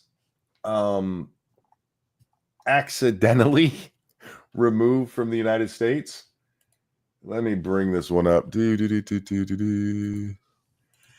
But the accident, look, I'm just going to say it. I think the Trump administration flat ignored the rule. And you know what? Kind of okay with that. But in Monday's court filing, attorneys for the government admitted that Salvadorian man Kilmar Abrego Garcia was deported accidentally. Quote, although ICE was aware of his protections from removal to El Salvador, Garcia was removed to El Salvador because of an administrative error, the government told the court. Trump's lawyer said that the court has no ability to bring him back now that Garcia is in Salvadorian custody. Oops, he's out of the country. Fuck you. Oops. Whoops. Why did it just do that? Can I just say that Kilmar Garcia is one of the most badass names I've heard in ages. Right? That dude should be like a wrestler or something. Who are you? I'm Kilmar Garcia, and I am here to end you. There we go. That's what I was trying to do. Like, that should be an El Salvadorian superhero. Like, go back to your country, get a superhero mask and a cape, and fight crime, dude. Your legend will live forever, even if you only stop petty crime. Now, Mr. Garcia here, Jack, back in 2019, was supposed to be removed from the country. So what's the problem? He was supposed to leave anyway. Well, in 2019, a judge ordered that he couldn't be removed from the country. That's it. Why not? Shut up. Yeah, that's dangerous. Dangerous, thank you. It's fucking insane that anyone could argue, though it's not in good faith, that a judge could tell Trump what he can do regarding diplomacy / national security, etc. You are not the executive, fuckwits. Look, there are things that, yes, the government or that the president can't do, and I will be on the judge's side when they're right on that. And including national security. There's times, I mean, there are rules, believe it or not. Yeah, but there's not a lot of them that judges have actual say over. Exactly. It's a limited set of things. Yeah, it's very limited, and Congress would have to step in on the others. That's their job. The reason that this guy was going to be deported back in 2019 is he's a gang member with eyewitnesses saying, yeah, that dude's in the gang. And since he was married and has a child with a U.S. national, the judge was like, but we need him here. No, we don't. I don't care if he's got a kid. I think the family should be kept together and they should all leave. Yeah. Well, they just deport them. If he's here illegally, fuck him. Send him home. I don't give a shit. If you're not supposed to be here, you're not supposed to be here. Now, if this had been an American citizen, then go find the guy and bring him back. Yes. But he's not. He was supposed to be deported anyway, years ago. So fuck that guy. I'm sorry. Your time is up. Get out. Well, I'm sorry in the sense that I don't really give a shit. No, I'm not sorry that the gang member's gone. I understood what you meant. I just had to throw it because I'm not sorry. Fuck this guy. Yeah. Every time I hear about, they accidentally deported somebody. None of it's accidental or anything. It's people who aren't supposed to be here. But like in this case, some fucking judge is just like, no, he can stay. I must have missed the part in our law that says a judge can say that people can't be deported even though they have gone. This is like with Boasberg. So, you have to have hearings. This guy had hearings. Yeah, we've given judges way too much power. Yep. And it's time to rein that shit in. Yeah. I just loved this story because the presenting of it was like, can you believe they got rid of this guy? Yeah, actually I can. Yeah. And it makes me laugh. Seems pretty cool with me. Got no issue with this. Get out. Since we're on the legal topic, we got a little twink to watch, Jack. You making me watch? Oh, this is a little weirdo. This is how my hair looks when I first wake up and I need to brush it. But for you, that's because you woke up. He has the something about Mary look. Oh my god, it's horrible, dude. The spooge in his hair kind of look. Did they not tell you were going to be on camera when you put the spooge in your hair? I think that's why he put it in his hair. This is an ACLU lawyer, and he's going to tell us about transgenderism, Jack. Of course he is. Did I miss Trans Day of Visibility? I saw a lot of people talking about it today. Maybe. I said this on Twitter, and I just want to repeat it here for those of you who don't follow me on Twitter. Trans Day of Visibility is how you know that trans activism is performative. Yeah. Because people who are genuinely suffering because they hate their own body enough that they want to mutilate it and identify as something else don't identify as, yes, I'm still a dude. Because that would cause them mental anguish. They don't want to be seen as dudes. They want to be seen as women. This is just nonsense. And the majority of trans people that I've met don't want to be singled out as like, there's a trans person. Yeah, that's what Trans Day of Visibility is, hey, look, that woman has a dick.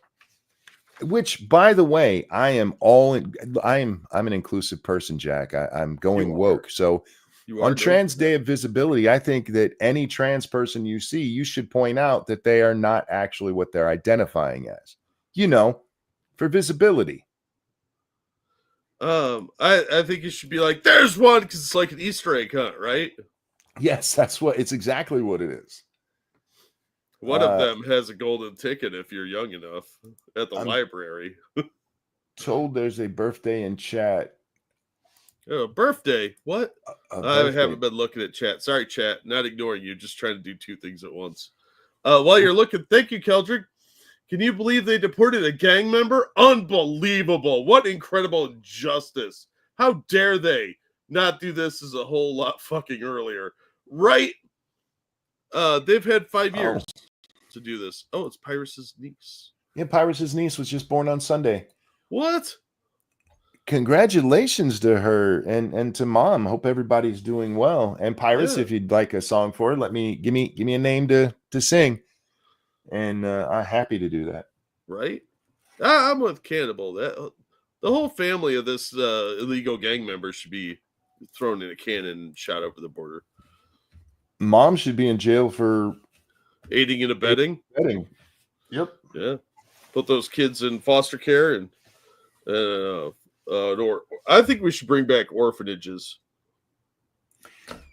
This one is for Lydia, Jack. Lydia. All right.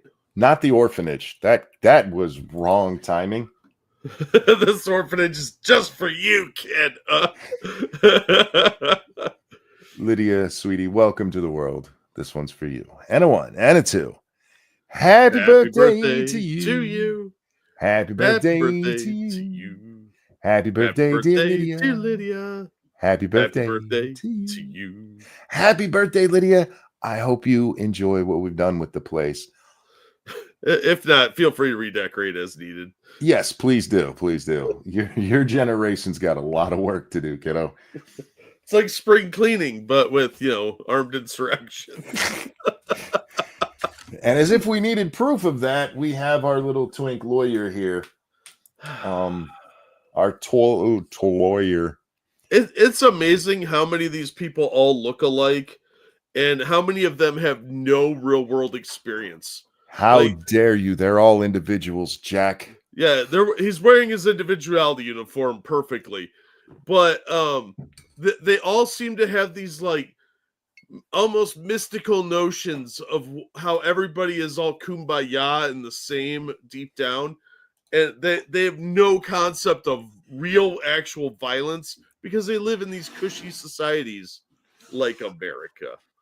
I was watching Disparu right before this because of that chick who got fired at Amazon. I'm sorry, resigned, and then they got rid of her position. And he's talking about her and going through some of the interviews that she's done, and it is amazing to see the main character syndrome going on there, where this lady literally has no understanding that other points of view exist. Oh yeah, it is just shocking how much of that is going on. They've done studies and stuff that show when it comes to left versus right, Republicans understand the liberal arguments. They can repeat them and explain what they mean. Democrats can't do that with Republican arguments. They just reject them outright. Yeah, they're not even it's antithetical to their belief system to even entertain the notion that they have a different opinion. Because your opinion, if it's not mine, it's just wrong. Yeah, if you have that opinion, it's just because you were listening to Nazis. Yeah, and your opinion isn't just an outside opinion. It's dangerous. Yes. Nobody can not think like me. Anyway, Twinkie, take it away. Policies that are clear. I wasn't kidding when I said Twinkie. That is not an altered voice. That's how this, can't believe I'm using this word, man sounds. Claiming that transgender women in sports are men are wrong. The president is lying when he says that there are men impersonating women. Somebody didn't watch the Olympics. Somebody hasn't found a mirror lately. Don't worry, guys. He's got a reason for this. I know we've all seen trans women in women's sports, but hang on. And participating in women's sports. There are no examples of men impersonating women that I am aware of. Hang in there, guys. Squeaky McGee here. He's got a point. So many jokes, so not appropriate. And it is incorrect to refer to transgender women and girls as men and boys. There it is. See, it's just incorrect. It's incorrect. Do you know what incorrect means? It means not correct. It is biological reality that trans women are either boys or men. That's what they were born as. Oh. The band? But did you see that what happened there? It's incorrect. This is language policing, because remember, if you control the language, you control everything. And if you convince people that it is wrong to say that a biological boy is a biological boy, you win. It's not just wrong, Monkey. You are actually putting those people in danger because the idea is dangerous that you can't change your immutable characteristics. That's just antithetical to science. Wolfgang asked if that's a man or a woman. I'm honestly not sure. It is either a woman taking a lot of estrogen or a woman taking a lot of testosterone or a man taking a lot of estrogen. I'm not sure which way it's going. I don't know. It's probably a woman by birth. Yeah, but I don't know. But they've already got a bias pre-cooked in because they are a transgendered person, and they're using talking points that will benefit themselves. I just love the pause face here because this is a guy who's clearly on the same side as our Twinkie here. And even he's like, what the fuck are you talking about? I know he's trying to look pensive. He's trying to look like he's really thinking deeply about what the truth that this kid is spitting. Yeah. And instead he comes off looking like, are you retarded? Yeah, like, have you never like watched the Olympics or anything? Have you seen genitals before?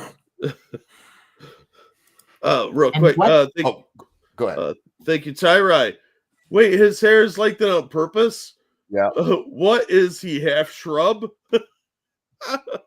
I'm prepared to say this person may be a plant person in disguise. Thank you, Dangerous, who says 2 questions for this man, in quotes. Why do you refer to them as transgender women and not just women? And 2, what biological markers do all transgender women have in common? I don't know about their biological markers. I do know that they're dudes. Thank you, Ball Potato. An ex-Doge employee was barred from getting hired at USAID because he worked at Doge. There were no articles written about it that I could find. It's just an expansion of the previous injunction. Oh, okay. I'll check that out. Thank you, Circus Zero. 3 minutes behind Twink Lawyer, so he's a twinkler. He's a twinkler. Yeah, it's like expect him to break out into show tunes. Yeah, I'm fairly certain that that's biologically a woman, but it's funnier to me if it's a dude. It kind of is. But the unwillingness to accept even the possibility that your opponent may have some factual or legitimate argument or concern, that's deeply disturbing because that is an incredibly dangerous mentality. Sorry, I'm just looking at this real fast. The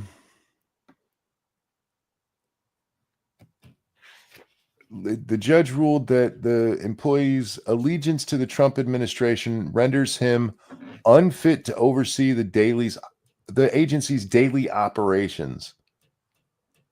Oh, dear Christ.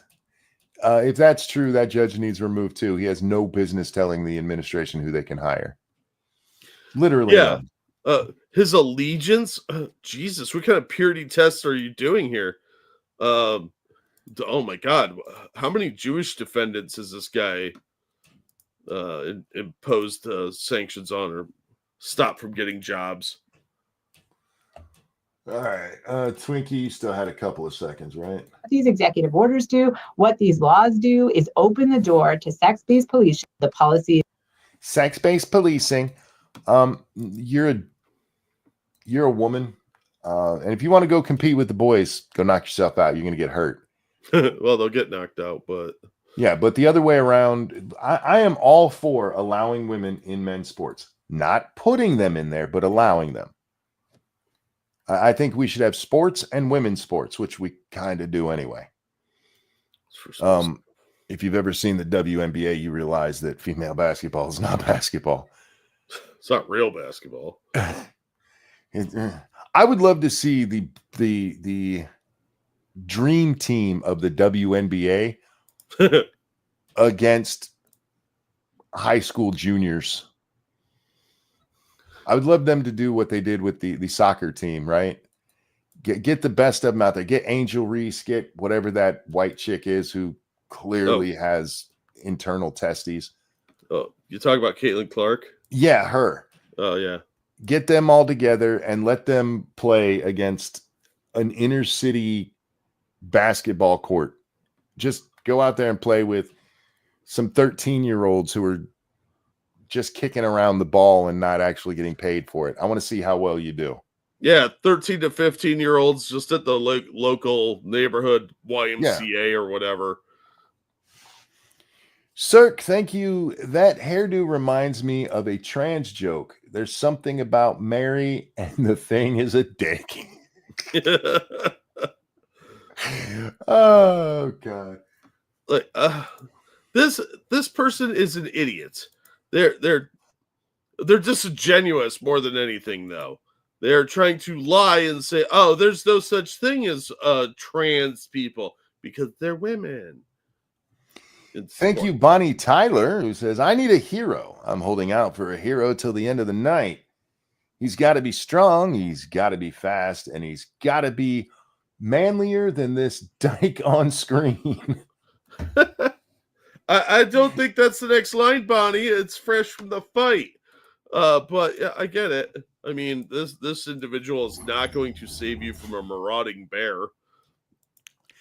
You know, I was thinking about this the other day because I saw that song the other day and somebody did a reaction to it.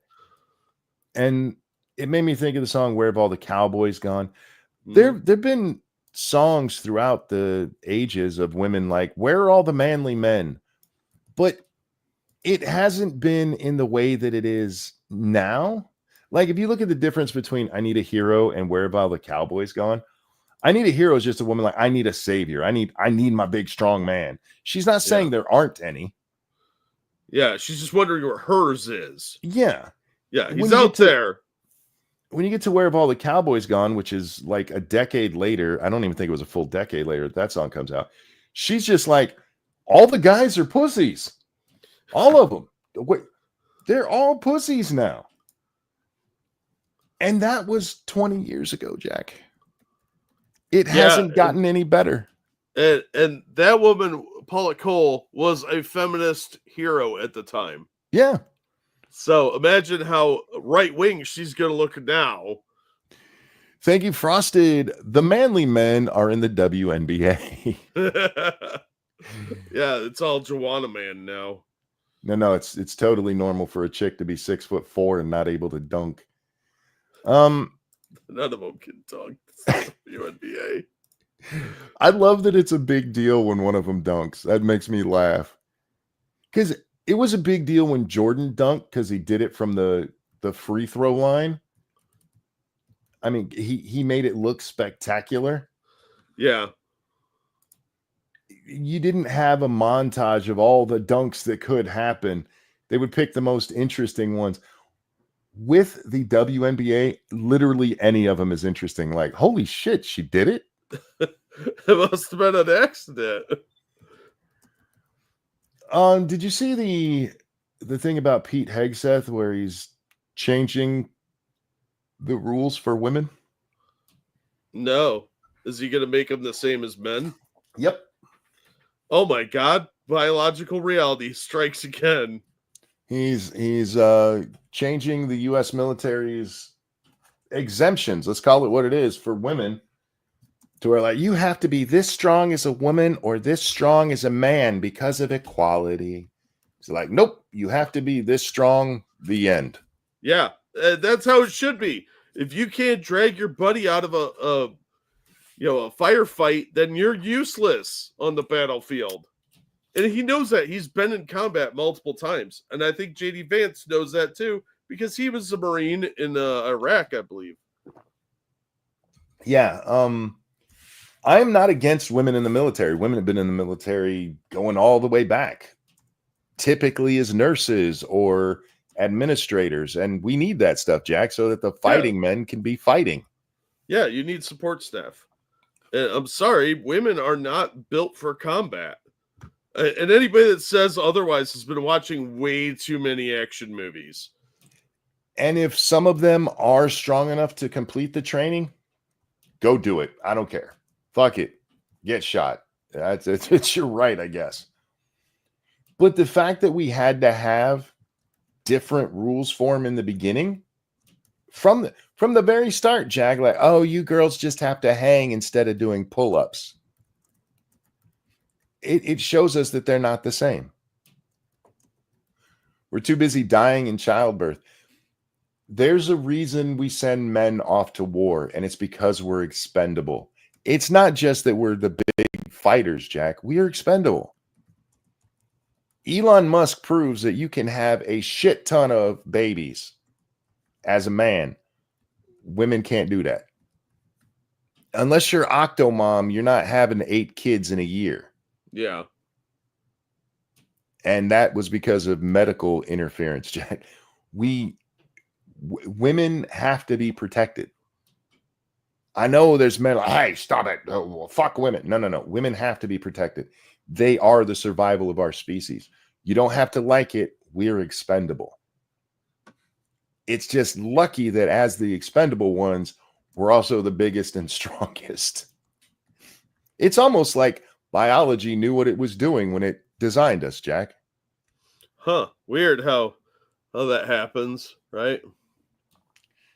Everyone deserves protection. Knock that hippie shit off. Hickey shit. Jack, what do you think about people who walk around with hickeys on them? I think it's gross, but you can do you. I don't know. That's so like middle school. Like, girl touched me, or a vacuum cleaner. I don't know. I get the neck play thing. I have very, very sensitive neck, Jack. If you want to startle me, just walk up behind me and touch my neck because it's that sensitive even before the spinal thing. So I get it. But you can move around on the neck. You don't have to create a fucking bruise there. Nope. The bruise is a status symbol for 12-year-olds everywhere.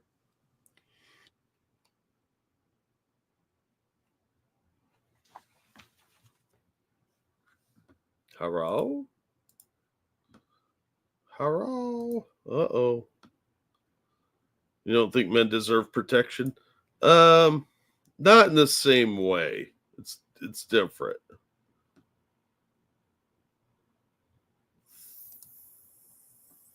Everyone has a right to self-protection. Yeah, self-protection, but men often have to step up and protect women. Women defending themselves is a lot more difficult when they're going against a guy that's, several inches taller and much more muscular. We're just built up for it.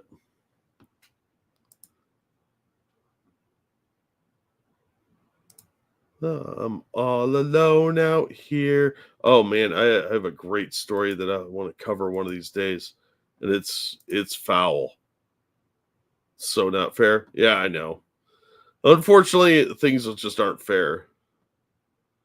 They should protect each other. Well, that's the whole point of creating a family. You're supposed to be there for each other, and each person brings their separate strengths to the table. Hello?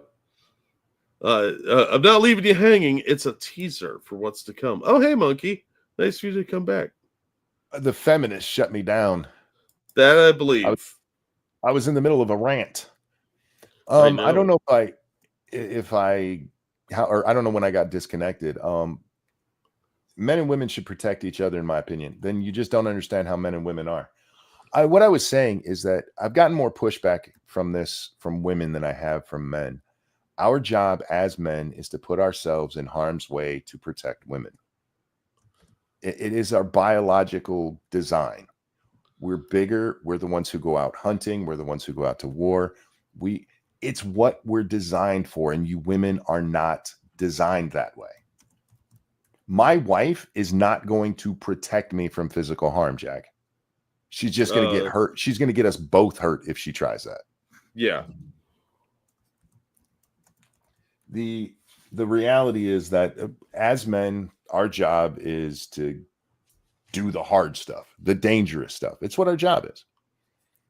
Because we can repopulate the planet with a single shot.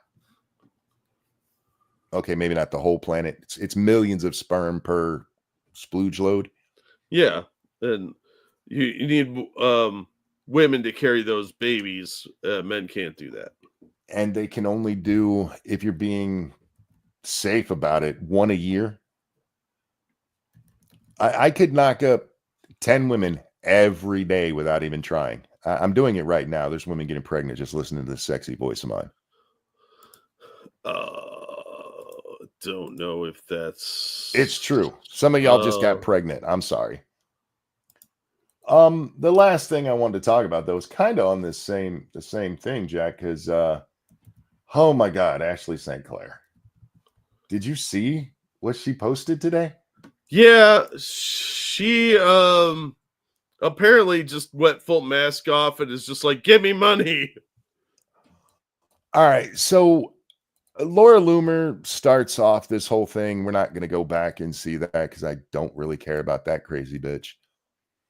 But Elon responds to her, to what Loomer posted. And Musk says, I don't know if the child is mine or not. Talking about the one that Ashley squirted out last year. I don't know if it's mine or not, but I'm not against finding out. No court order is needed. Despite not knowing for sure, I've given Ashley $2.5 million and am sending her $500,000 a year. Holy God. It's more lucrative to have his baby than go to college. Fuck yeah. Benefits of being a woman. Jesus. And she responds thus. Oh, Elon. Oh, go ahead. Thank you, Evolved Potato. I do think there are roles in the military where women shouldn't have to meet the same requirements as men. There are also very important roles. Yeah, support positions. Oh. I'm sorry. I don't mean to cut in the middle of that. I'll let you read it all. But I should have specified the changes that Hegseth is making is for combat roles. So, sorry. Go ahead.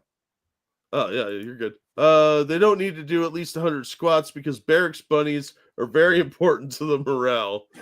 Well, they might want to learn how to do those squats because they're going to be bending their knees a lot. Yeah. Thank you, Evolved. We are a bunch of dirty misogynists here. I think it depends on what role they're in, what they should have to do. Yeah, if they're a barracks bunny, they got to work on those jaw muscles a lot. Well, let's say all barracks bunnies aside.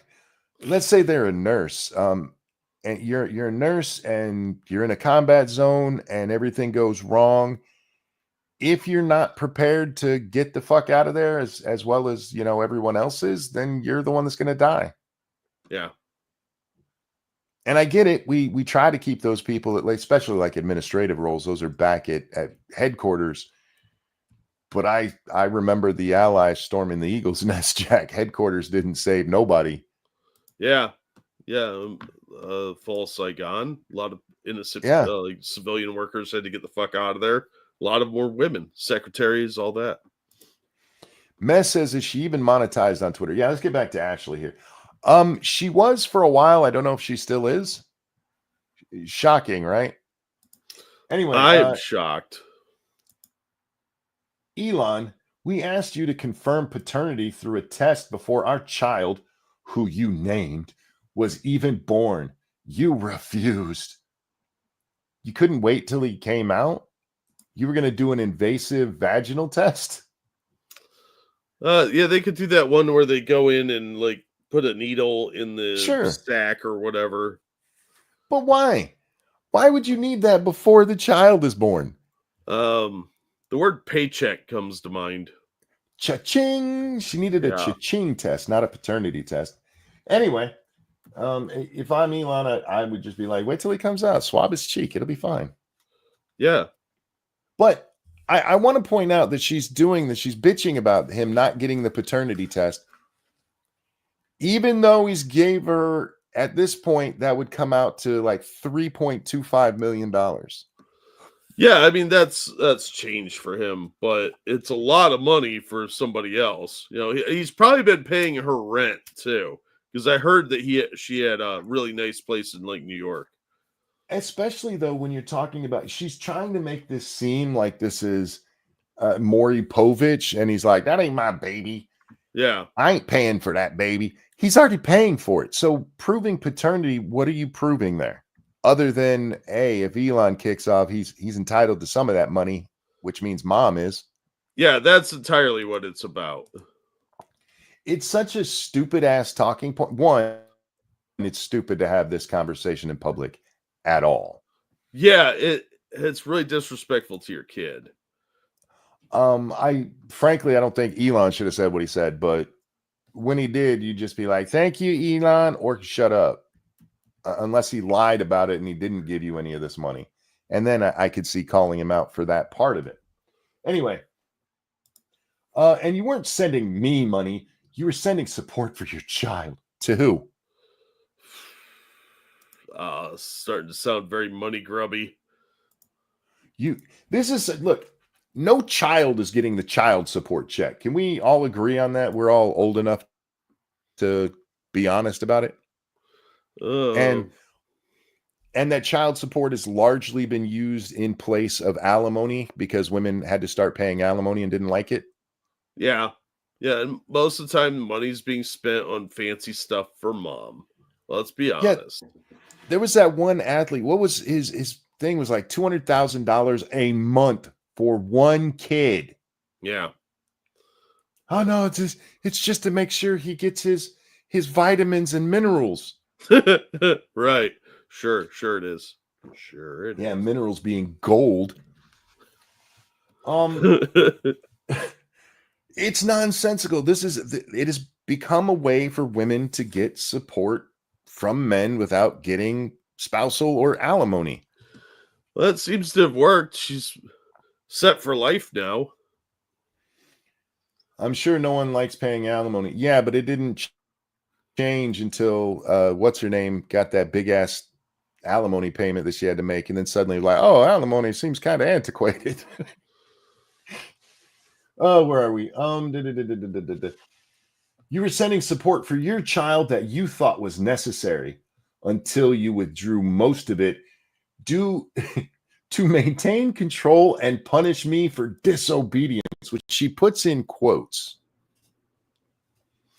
I imagine that went something like, "I will give you a bunch of money, but you shut the fuck up."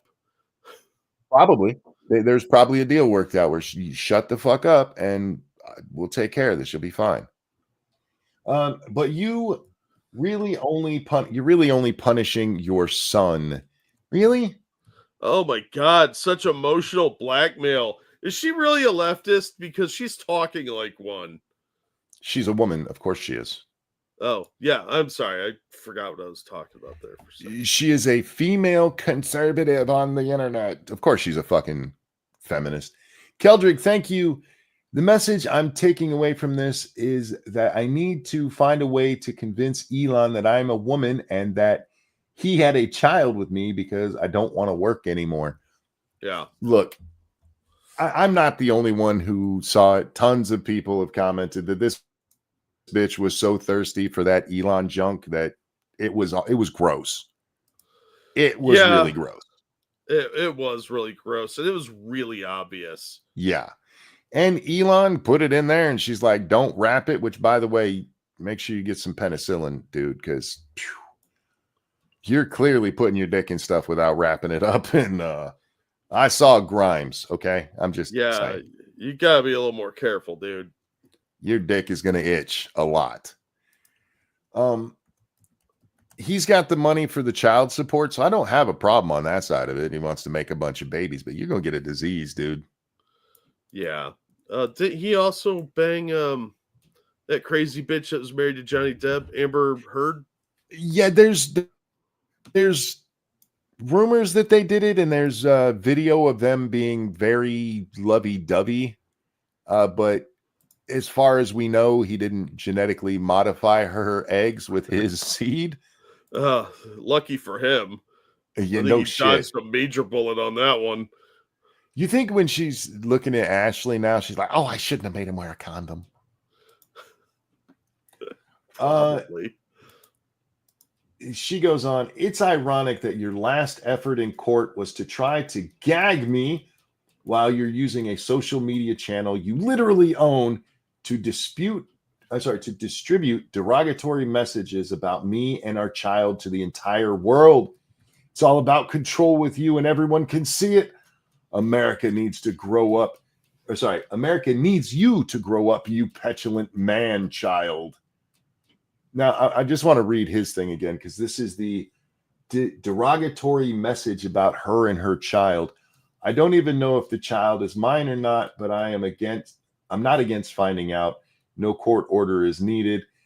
Despite not knowing for sure, I have given Ashley $2.5 million and sending her $500K a year."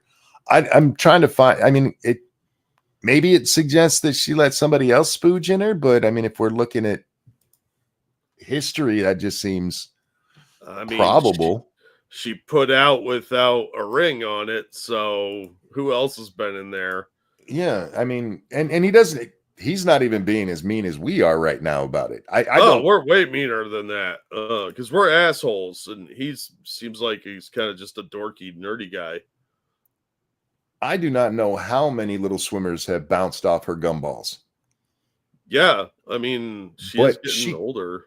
She clearly doesn't have an issue with letting guys spooge in her. Well, rich guys. Unprotected. Yeah, So, just saying. I'm not saying I want to fall in that baby trap, but I don't have any money, so I'm safe. You're so broke, she'd have made you wear a body condom. Yeah, right? She'd be like, "I'm sorry, I'm not that drunk."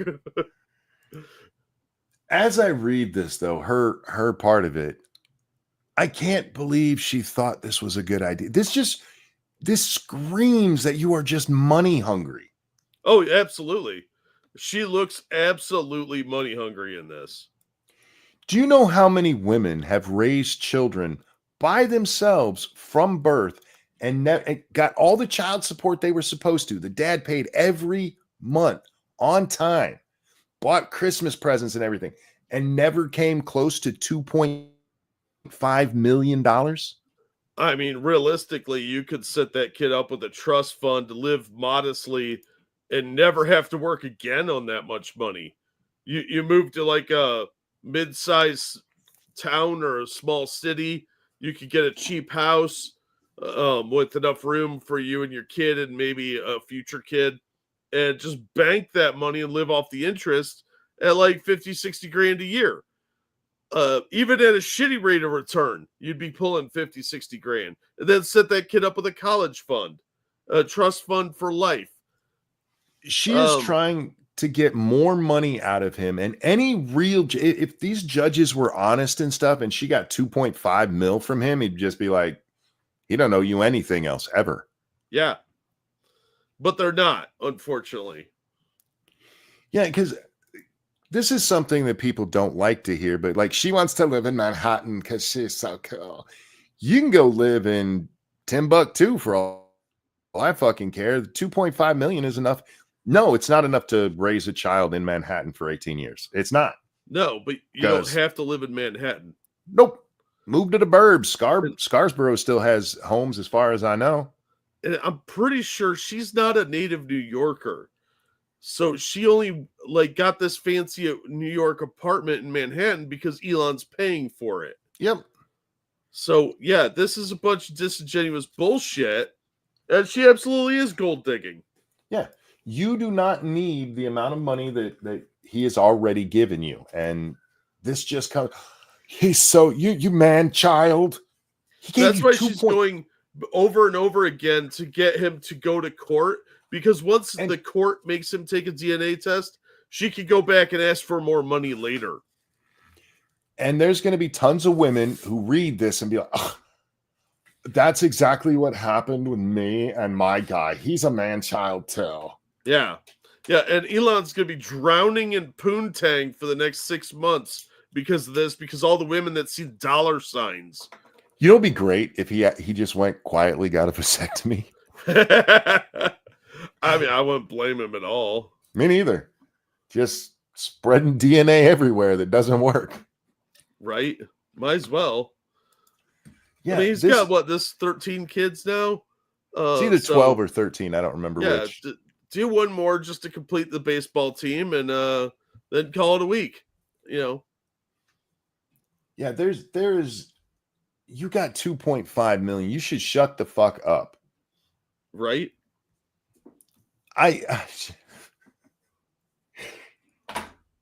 It's what your kid needs. Well, nobody, by the way, this all popped off. We didn't watch the video because this comes from, I hate to give Laura Loomer any attention because she's such a horrible fucking bitch. Ashley here. So apparently Elon Musk has cut back Ashley's stipend to 500,000. It used to maybe be 600, or it's going down to 400,000. Whatever it is cutting it down by $100,000. Stealing food right out of that child's mouth and taking the gold spoon too. What a monster! Fucking ridiculous. She says, "I'm seeking it," and what she's talking about, we'll get to in a second, because I need to make up for the 60% cut. Selling it because I need to make up for the 60% cut that Elon made to our son's child support. Oh my God. She's selling her Tesla, her $100,000 Tesla that Elon gifted her. So let's use her number there. He cut her child support by 60%. That's still $200,000 a year. Wow. He's only given me $200,000 a year for this one egg. Most women get like 20 grand if they give away an egg. And if you're talking about, letting somebody spooge in them, they get way less than that.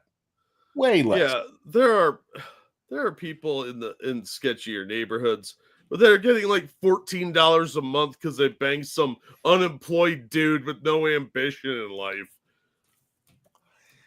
I don't know what the laws are here in Michigan now, but way back when I worked at this shop, so we're talking mid-90s, Jack. Late 90s.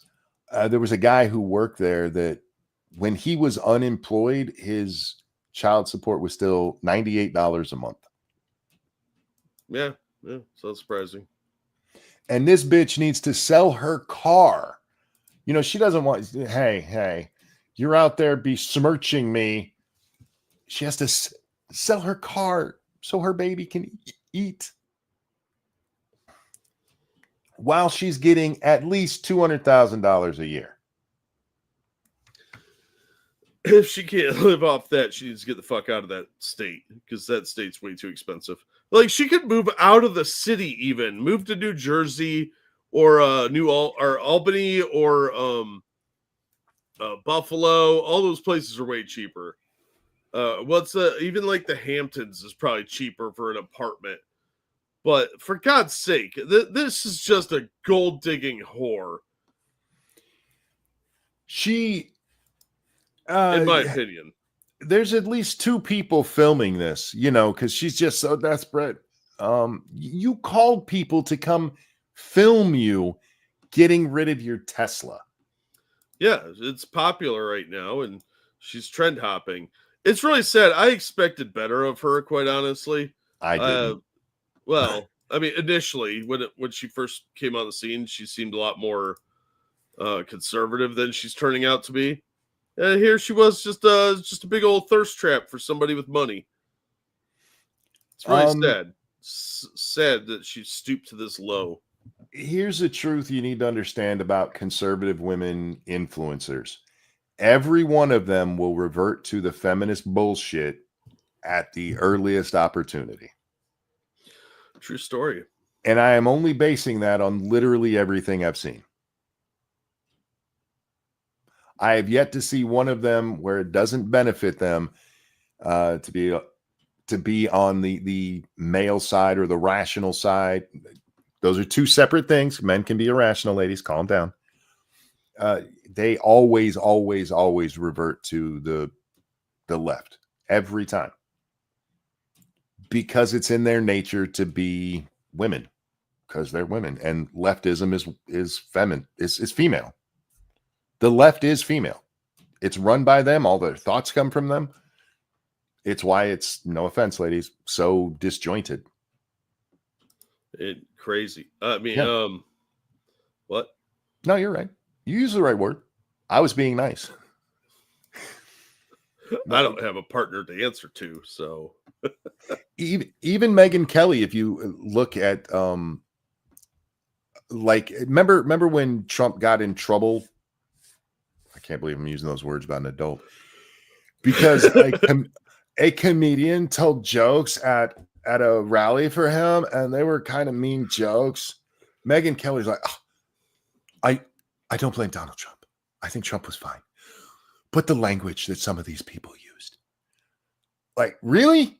Because a dude told some fucking jokes? And immediately to that leftist nonsense of, you got to be careful with your jokes because you can hurt somebody's feelings. They might cry. They, Ashley St. Heard. Sir, thank you so much for that donation. I appreciate it, my friend. Hashtag, not all women are like that, but when it comes to all women influencers, everyone I've seen does that same exact thing. I've yet to see one of them buck that trend. I didn't see a single female conservative during like that, especially that one where they went, oh, fuck off, it's just jokes, shut up. They were like, I understand why the language hurts some people, but I still support Trump.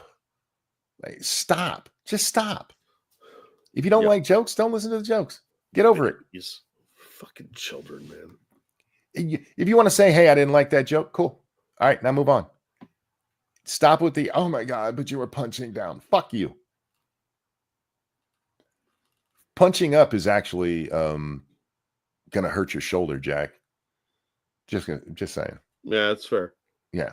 So, just good postures to punch down a little bit. Yeah. Jokes were more internet chat level than national political rally. The comedian who went up there, I mean, he's known for telling some raunchy jokes, and his jokes weren't even that bad. They weren't that bad. But he was a monster, and he hurt feelings, Monkey. Feelings! The most important thing ever. And there were some other people, but it was all about, it's not what you said, it's how you said it. They might as well have just said that. But anytime it comes to a conservative female, okay, you know what? I do need to change that a little bit. Because I don't know if I ever saw Blonde do that. I'm not saying she never did, but she is so far to the right that even I'm like, God damn, lady. That lady's an outlier. She is so far in a different realm. Yes. She is some sort of evolutionary unicorn. And she's never had the kind of audience that like St. Clair did here. So yeah, that's true.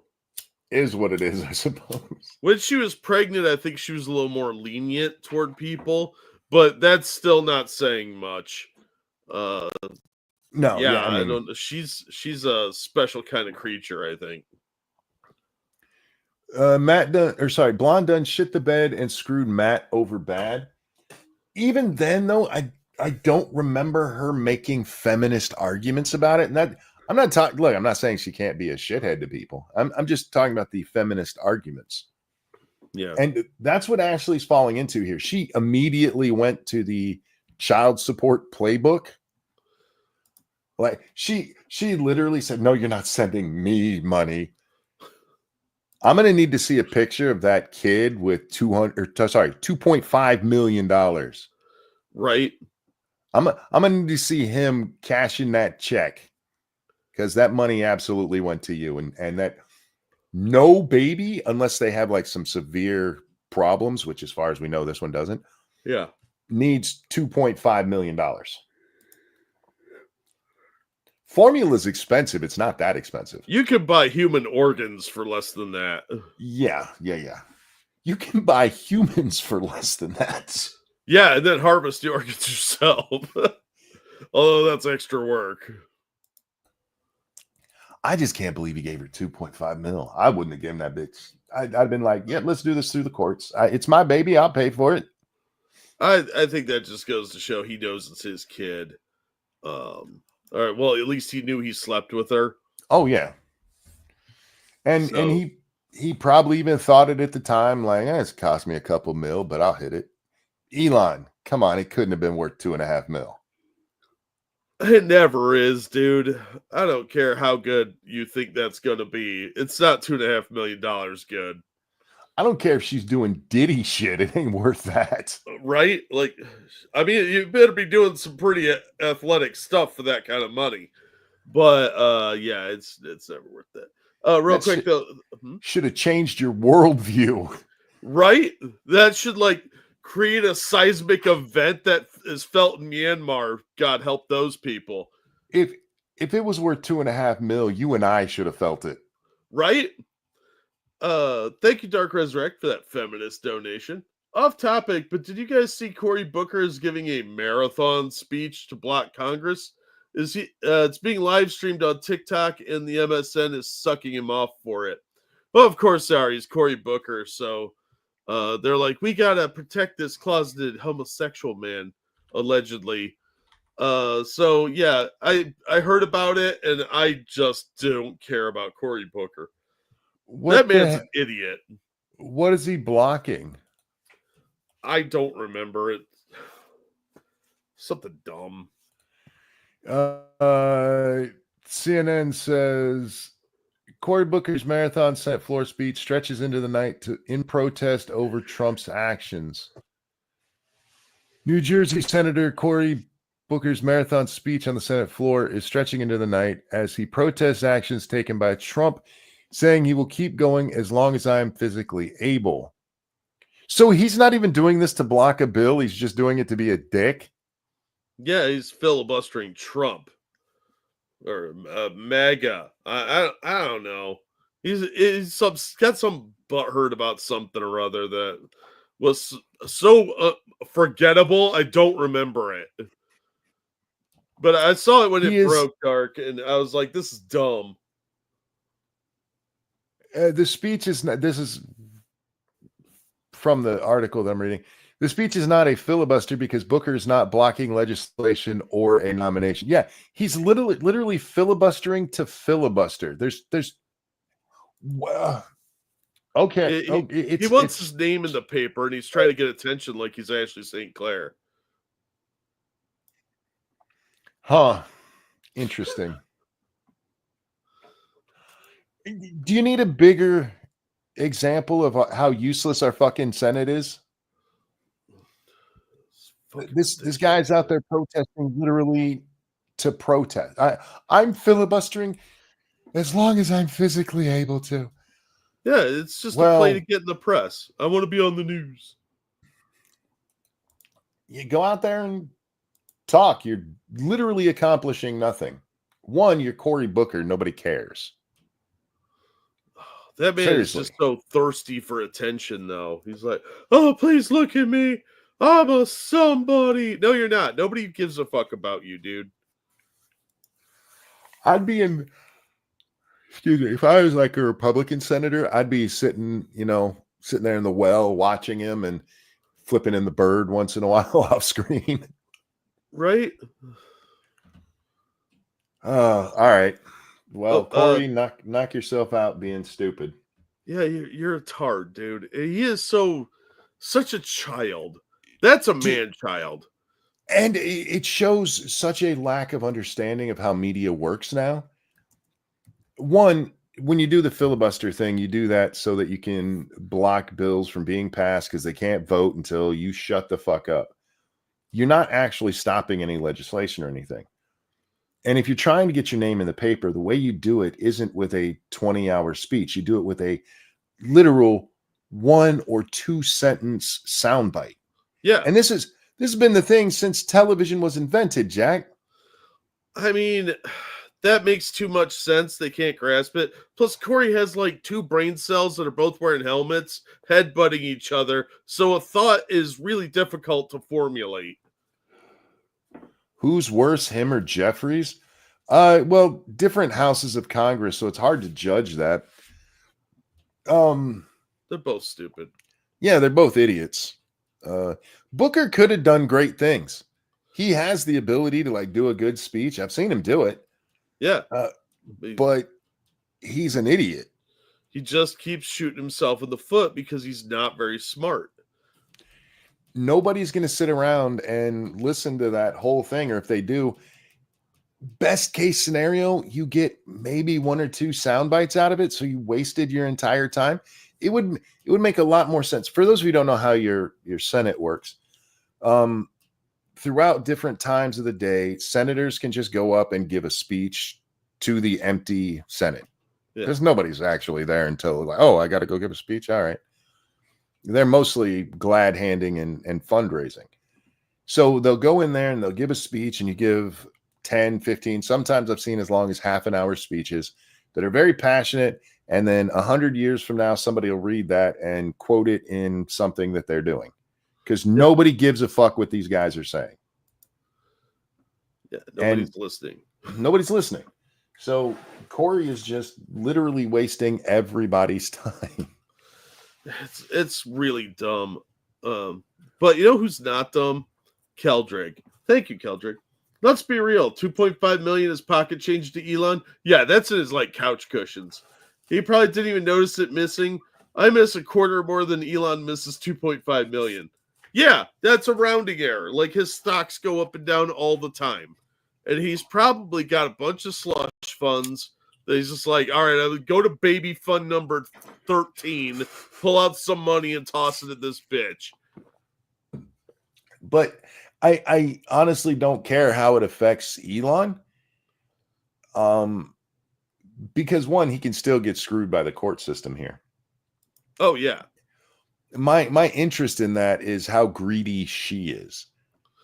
Oh, it doesn't is diabolical how greedy she looks. Yeah, it doesn't matter how much the guy has, and especially in this. I mean, we're not even talking about they had a long relationship and she gave up her career to stay home and raise a baby. The baby was just born last year. Yeah, she has no need for this amount of money, and she's instead of just being grateful that this guy's like, yeah, I'll take care of the kid you say is mine. She's like, you're sending this is for your child, you greedy fucker. You expect me to live off $200,000 a year with that $2.5 million you already gave me? You bitch. How dare you? Yeah. Oh my God. I have to sell the Tesla you gave me that's worth $100,000 and I'll get pennies for it. I'll get only $64K. That barely will buy our baby a sock. This bitch thought she was going to be the one to settle down with him and be the richest woman in the world. And he saw her as the cheap booty call she was. Yeah. And she got paid. And now she's like, it's not enough. You got to help me raise your child with more money. Notice she didn't say anything in there about how much she's seen him or anything like that. Nope. It was just like, you didn't give me more money. I didn't get enough. I need more free stuff. And sounds like a welfare recipient. I will be fucking honest with you. If I was Elon, I'd take that kid. Yeah, I will challenge for for custody because I bet him and whatever girl he's banging at the moment, he could hire nannies. Yep, and he's got way more resources to raise that kid. Plus, he's already got a bunch of other kids that the kid can go play with. Yeah, how about this? Take that kid and take her to court for child support. Yeah, that'd be a good one. I would. Fuck yeah. She's weaponizing that child in public against him. Yeah. I would actually argue that makes her unfit because she is using the child as a prop. No, I get what you were saying there, Keldrick. I agree. The money's nothing to Elon. That's the point, is that the money's not the point. It's that how fucking greedy she is. Yeah, it's really disgusting. She thought she was going to be hanging out with Trump and Elon, and instead she got pushed pumped aside. and dumped. Yeah. Yeah. And you know what? That's probably better for everyone involved. Yeah, ladies, stop making yourselves. She could have done this the right way, Jack, but Elon's not in. He's already had issues with settling down. He doesn't seem to be interested in doing it. Yeah. So if you go out there and you let him pump and dump you, then just take your 2.5 million and shut the fuck up. You act like a hoe, you get treated like a hoe. Yeah. And I was watching, I forget what video it was, but it was showing these women basically posting their L's, that old account. Oh, yeah. And this one woman's like, I just took this guy home and I rocked his world and then I kicked him out and ghosted him. Ha ha. Like, we're doing it to them now. Like, thank you. Yeah, I'm sure he's devastated. Yeah, he'll learn his lesson the hard way. Okay. Yeah, you just told it's like the girls that we'd seen on like Kevin Samuels or Fresh and Fit, those kind of things. Yeah. Where there was one that we watched with Kevin Samuels where this lady's like, oh, I've banged a bunch of basketball players. I'm definitely one of them's gonna wife me. And he's like, nah, you're the team hoe. Yeah. Like, what? How dare you? They all know who you are because they all talk. Yeah, I bang that whore. She's a filthy slut. Just ignore her. Just bang her and go on, dude. Like, hey, my vagina is so good that guys will bang it. Really? You have a vagina and guys will put their penis in it. You must be a unicorn. Yeah, holy shit. News at 11. Whatever. Some of these chicks really do think like that, and they don't understand that, no, you are a booty call. Yeah. And you're not punishing us by making yourself a booty call. No, you're doing very much the opposite. But No, hey, people are dumb. They buy into all this propaganda and they're like, oh, no, I'll be the one that breaks the evolutionary trend. Yes. I'm going to go against human nature and be the one. Okay, dude. Ashley made herself worth nothing to him by putting out. Yeah. And some of you ladies might not like that I just said that. And I'm not like that. That's not how I treat women, Jack. But when you're out there and you're just giving it away for free, guys are going to take it for free. Yeah. They're not going to respect you as much if they don't have to work for it. This is another one of those things with feminism. It has destroyed women. Like, you guys do understand the power that you have, right? With that vagina, how much we like it. Yeah. Men control access to relationships. Women control access to sex. And y'all just giving it away. Yeah. As Dave Chappelle said, you know, the stock price on pussy's way down because the market is flooded. Yeah, and I am 99% sure that a man created feminism. If he didn't, it was a woman who was mad at another woman. Yeah. Yeah, I wanted to make her this whole thing is just ridiculous because if you don't even bother to get to really know someone before you start fucking them, what kind of connection are you actually creating with that person? How do you know you even are going to want to be around them? Like, what if Elon was like really good in bed? They banged once, but they start dating and suddenly she figures out that he likes to cosplay as a D&D wizard in his free time at home. Well, she got that bank book now, so... Yeah, but there's a point where like what if he likes to fart and throw it in her face, you know, or save them in little mason jars and wake her up with the scent of his butt. I just wonder what these chicks think is going to happen. Like, the guy takes them out on, like, say, a really expensive date, and they have a good time, and she didn't pay attention to the fact that he did that same thing with another chick the day before. Why does she think her vagina is the one? This, guys, wrap it up, okay? Or go get your nuts clipped. And don't leave the condom in the trash can where she could grab it and start smishing that shit back inside. You guys need to be smarter. But ladies, why do you think, and I realize it's not the people in our audience. We're talking about a very specific kind of girl. Feminist. Yeah. Why do you think that your stuff is just so good? My coochie is just so good that I'm going to change this man's behavior. And then they have the absolute nerve to bitch about how the men behave afterwards. Like, well, he ghosted me. Well, yeah. It's what we teach people now, this like overinflated sense of self-worth that makes everybody think they're the fucking main character. They all think they're the special one because that's what they've been told all their lives. You are so special. You are so special. Don't let anyone tell you otherwise. You are just the most specialist of specialness. You're not. No, you're not. You ladies have power in that vagina, and I don't think it's right to hold that over men's head if you're just doing it to be manipulative. Yeah. Oh, that is one of the most evil things you can do. But if you're genuinely interested in a relationship, you're out there looking for a husband, stop giving it away on the first date because he just realized you ain't wife material. Yeah. Yeah. It's very rare you get wifed up being putting out on the first date. It really is rare. And that's not to say you wouldn't make a good wife, but you just told him you won't. Yeah. Because you're not worth pursuing to him. You're easy prey. So in his mind, there's no sense of adventure. There's no hunt there. There's nothing to be gained. Why get to know you? You're a good time girl who's probably fucked 50 other dudes. I don't mean to keep bringing up Shu's video, but it's because of what the video was about, not Shu. Go watch it if you want to. It's her latest one that I saw, at least. But there's this lady in there that reaches out to a guy, and she's like, I just don't think we connected.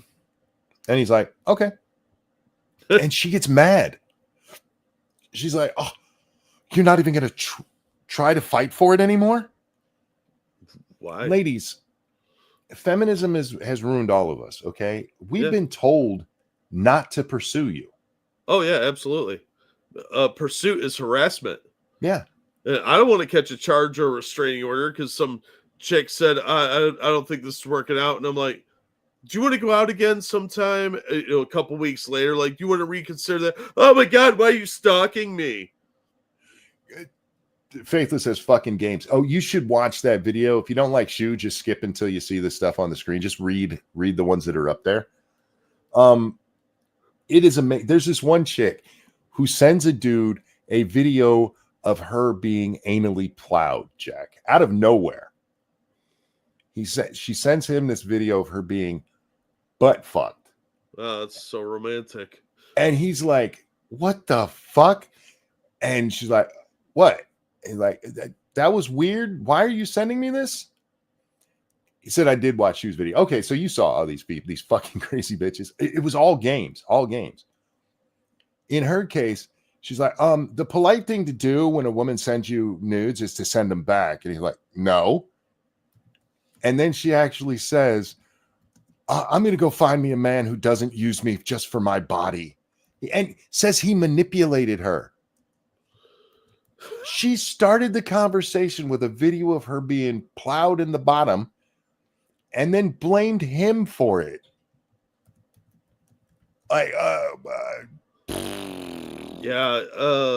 Women, you are not men. Stop trying to act like it.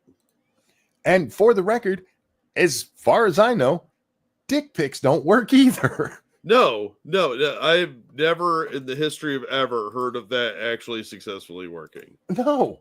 Although guys keep trying because they're stupid animals, but fucking hey, man. Let's talk about best case scenario in that event there, Jack. Woman sends man video of her getting plugged in the butt. Not just regular sex, Jack. Anal sex. Yeah, which usually is restricted to special occasions like your birthday. And best case scenario for her is he's like, I'm gonna plow her in the butt and then ghost her. Yeah. You're not gonna get a relationship out of here's another dude plug in my butt for me.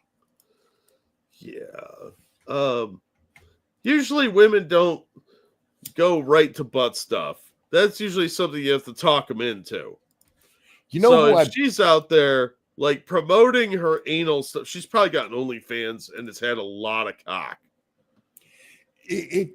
I blame things like that Adam, whatever his name is, with his No Jumper podcast and things. Because there are certain guys out there who are like, I don't care how many wieners have been in my woman because I'm a disgusting piece of shit. Most guys, if you send them a video of you getting plowed in the butt, the best you can hope for is them doing it too. And then that's the end of it. That's just it. Yeah, they're not going to hang around. The likelihood of that is very minuscule, because if you're going to butt stuff, you've already been railed a lot. Or as somebody that Monkey knows and respects greatly once said, you rode the cock carousel. Indeed. All of them. Yeah. Probably with a free pass. But yeah, it's hard for men to respect women that do that sort of thing. Well, there was this one chick, I don't think it was in that video, it was some other video I watched, where she said her body count was getting into the triple digits. She was getting close to triple digit body count. And hey, you're just a whore. She was shocked that guys didn't want to be with her. Like, really? Yeah, if you have to lie about your body count, ladies, it's too high. Thank you, Nick Ricada. I heard we're talking about watching other dudes plow our lady's booty. Sorry. Me and my baldo want in. No, we're not doing it. We're just talking about people who do it. He was on with that really, really sexually repressed homosexual Dick Masterson the other day. I saw that as something about the body cam footage. I didn't watch the clip though. I just saw that it was up. I don't remember if it alerted me to it. I watched parts of it, but I didn't actually see any of the body cam. It was just them talking about the body cam. Yeah, I don't think there was any actual body cam footage. Yeah. Which is pathetic. Release the body cam, Nick. I think Fugi sent me that. He keeps me up to date on a lot of this stuff. They were making jokes about the cocaine in the child's hair. And yeah, that's hilarious. And basically made the case for how there was no way for that child to get that in their hair except for actual cocaine use. And here's why. They didn't realize they were doing it at the time, but they're making jokes about, oh, there's cocaine in the hair and that can happen to anybody, and pulling the Barnes's bullshit. Like, everybody's got a little bit of cocaine in their hair. Only one of the children had that much cocaine in their hair. Yeah. And like, they wash the strands of hair so they actually run the test. Wait. That contaminates it. That's what they said. No. I've seen these tests done. I've administered drug tests. Nope. That is a contamination, and that's how you know. Only one of his 5 children testing that positive for drugs means that they didn't actually, ingest it. Or the kid was getting easy access to drugs and wanted to be like mommy and daddy. Yeah. And wasn't being attended to like children are supposed to be. So maybe you're just a shitty dad, Nick. Yeah. He is never going to admit that he failed as a parent to that child. Yeah. And that's pathetic. You're never going to improve if you can't admit your mistakes. I don't even need him to admit his mistakes. Shut up about it. Oh, you're getting away with this. He's going to be sentenced. I forget when he said, I think in May. I forget exactly. So if I got that wrong, I apologize. But he's going to get a slap on the hand. Nothing really is going to happen to him. Of course. And you got away with it. Go live your life proper and stop giving your kid coke. Or at least lock it up, you fucking piece of shit. Like, you're out there you just proved it. None of the other kids had that. If it was a problem with the test, one of the other ones would have had it. If it was just environmental, one of the other kids would have had it. This child had enough coke in her system that it registered as a regular user. Yeah. Yeah. When it comes back as your habitual user, that's not a whoopsie doodle. Okay. That's not some cop came in contact with some coke and accidentally touched this kid's hair. That's not how that works. That is not at all how that can happen. That is the most ludicrous fucking argument for people that have no idea how drug tests are administered. Oh, no. You're wrong about that last part. In this case, it's somebody who knows exactly how it's used and knows most people don't. Yeah, well, I mean, disingenuous shitbaggery aside. It is the Barnes lie. Yeah. Every kid in Colombia or wherever the fuck it was has coke in their hair at levels that wouldn't even trigger the test unless you were specifically looking for it. Yep. Which is what happened in the study. It'd be so minuscule, it'd be laughed out of court for that kind of trace contact. Yeah. So, that's fucking ludicrous. The amount that they found would not have triggered the test as any kind of user. Not even a weekend user or once a month user. Just like, it's shocking. Oh, it's almost like there might be a little bit in the environment that got in there. Yeah, but that's not what they found. They found this kid enough to be a regular user, a habitual user of cocaine. And that is a insanely bad look for any real parent. But apparently Nick just doesn't fucking care about his kids. No, Monkey, those tests of hair do not function and give severely faulty results. It's weird that in that case, and says never should be used again. It's weird that in that case, where they had no reason to go looking for coke, that not only did they find it, but they found a child who had that much in their hair. Nobody else did. Yeah. I guess it's just one of those severely faulty results that is coincidental as fuck. Yeah. No, and I'm not saying every test is perfect. No, but they usually do redundancies. If there is a positive that's on that scale, they're going to test again. Yeah. That child ingested cocaine.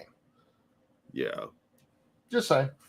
Yeah, but him going on with Dick Masterson, man, are you even trying to redeem your image? Oh, of course not, because you don't think you did anything wrong. No, he is skidding down that Ralph path, man. Yeah. He'll fuck up again, and he'll be back in the papers.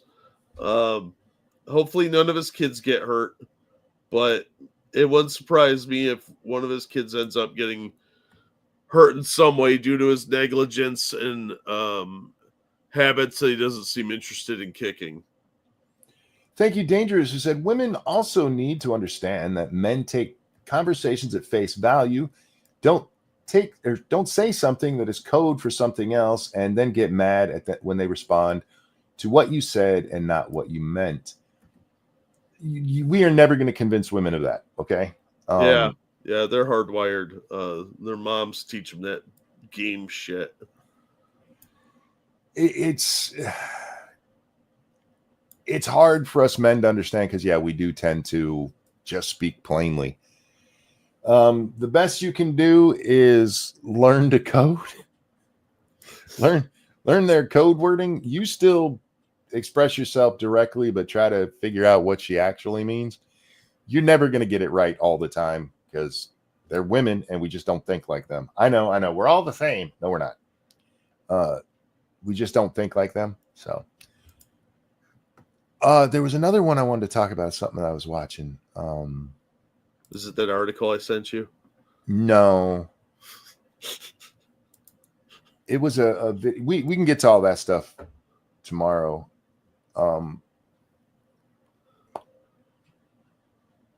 He's talking about girls and the difference between boys and girls and the impact on social media or the impact that social media has on them. Oh. And why it seems like girls are way more affected by it. And the traditional notion has always been that men need to be more like women. And there's a growing chorus that women need to be more like men. How many times have we seen some woman get some kind of pushback online and it's immediately like, oh my God, they're going to come kill me. Everybody hates me. The internet is the most vile place ever. 90% of women on the internet. Yeah. And meanwhile, a guy gets told, go kill yourself. And like, oh, fuck you. And there's some thinking that, especially with the attention that social media brings, that it is far more dangerous for women just because of how they're wired. Yeah, because they're much more social creatures. They read into everything because it's not what you fed, it's how you fed it. And so for the safety of them, that they need to learn to be a little more thick-skinned like men tend to be. Maybe we need some gatekeeping. Sorry, ma'am, you're too much of a pussy to be on the internet. And frankly, that exact sentence, even with the sorry, ma'am, I would say to several men too, honestly. Oh, but yeah, absolutely. It's because they're he bitches. Yeah, there's a lot of he bitches out there. Thanks, modern education system. Yep. But it's an interesting notion that it is really affecting women. And it's why we see such a push again. Oh my God, the toxic language online. Because who runs everything? Women do. Yeah. I know men are the CEOs. Yeah, who bow down to their wife because they like the puss. Shut up. Women control the narrative right now, and they have for my entire life, Jack. Yep. You know, I was in my state that I'm in. I've spent a lot of time just kind of sitting here, and I've been watching old House episodes. And I remember the arguments from that time about how men were portrayed on TV, because that's the 80s, or sorry, the 90s is really when we start seeing men portrayed as nothing but helpless and boobs or really, really angry. They're dumb. They're always dumb. Big goofy dad. I can't help myself as I'm watching them to pay attention to the dads of the patients that are in there, because there's a lot of kid patients in those. Yeah. And they come in one of two varieties. Either they're really angry or they're very bitch. Let's just call it just bitch. Yeah, they're like mopey and sad and weepy. Meanwhile, all of the mothers, even the bad mother, they're stoic. Every one of the mothers in that show, not one of them ever breaks down and has a real problem. The one exception to that is in the episode where babies are dying and the moms cry a little bit, but even then they're the stoic ones. Yeah, because they held it in for so long. House is a great show. I love House. I've many years ago, I started watching House because my very best friend told me, go watch House. He's just like you. And that's what made me start watching House. Like, I'll give it a try. And yeah, like, oh God, that's a little too real. House is a douchebag, and I would like to have him as a neighbor. It's hard to be my friend. Let me just put it that way. I'm not as bad as House because he's clearly, exaggerated and on drugs. But yeah, I feel a lot of House. But as I'm watching, it's amazing watching the brainwashing that starts there, because it's subtle, Jack. Oh, yeah. Nobody ever points out how bitch these men are. Well, House is like a Sherlock Holmes narrative, right? He even lives at 221B. But he's the only one that can speak truth to power, so to speak, and call people out for being pussies. Yeah. And even he has his moments. Everyone is flawed in some way, and yes, there are weak men. There are strong and stoic men, fathers. Just like there's a variety of women, you do see similar trends, but it's usually because they have to. There's a limit on how long you can type. Yeah. Generally speaking, men are the stoic ones. We're even called toxic for being that way. Anyway, are almost entirely dealing with the possibility of death with these kids. So it's understandable that a lot have a hard time dealing with it. I'm not saying that you can't have a hard time dealing with that kind of stuff. But when literally every guy is that way, and even the ones who get angry and violent, they also have their stoic moments, but they're clearly just toxic men. They're the toxic men. Where the women are always the rational ones. They're always the even when they're in the wrong, you understand why they're in the wrong, because it's usually after House has fucked up 3 or 4 different diagnoses. Yeah. Yeah. Well, you saw it with Cuddy and Cameron. Yeah. They were both the women that came into they pour their hearts into everything. They were there to help and fix things. But House was like a force of nature. He was the only one that was allowed to be like honest about who he was. He was the only masculine man. He really is. Dangerous, thank you. Been told my whole life I'm special by doctors, the specialist, the child psychologist. Hell, I'm not even a teacher that was specific. Hell, I even got a teacher that was specifically for special kids. No wonder I'm so narcissistic these days. Well, you are special, and don't let anybody tell you you're not, my friend. Like an Olympian. I'm sorry, that was mean. Well played, though. Thank you for the donation. Yeah. One of the things about that show, though, is even as feminized as it was, you still couldn't make that show now. No. Because of the way House acted in it. You would have to, you'd have to do with, what is that, Exceptional Minds now, where the bad guy from Heroes is, basically a House-like character, but he's more empathetic. Oh, he's so feelings. House is only... I mean, I guess by the final episode, we do see he's got loyalty to Wilson, too, which he does. Yeah. But his only... that throughout. It's just not as noticeable. His only real loyalty is to truth. That's all he cares about, is what's true. He will lie a lot. Yeah. But it's in service of the truth. And occasionally him getting away with something. Sure. Well, again, in service of his truth in that case. Well, it's in service of him finding the truth. I get what you're saying about him. We couldn't do that today, but even when he's right, the show wants you to know that it was wrong for him to do it. Yeah. It's always, you got lucky. You got lucky. Like, no, he knew. It took him a while to get there, but he finally gets it. We all know when that happens, because he stops and he has that little look on his face when he realizes the truth. Yeah. But then everybody's around. You're just lucky. He's lucky the whole time, really. No, you got to be more like Wilson or Cuddy.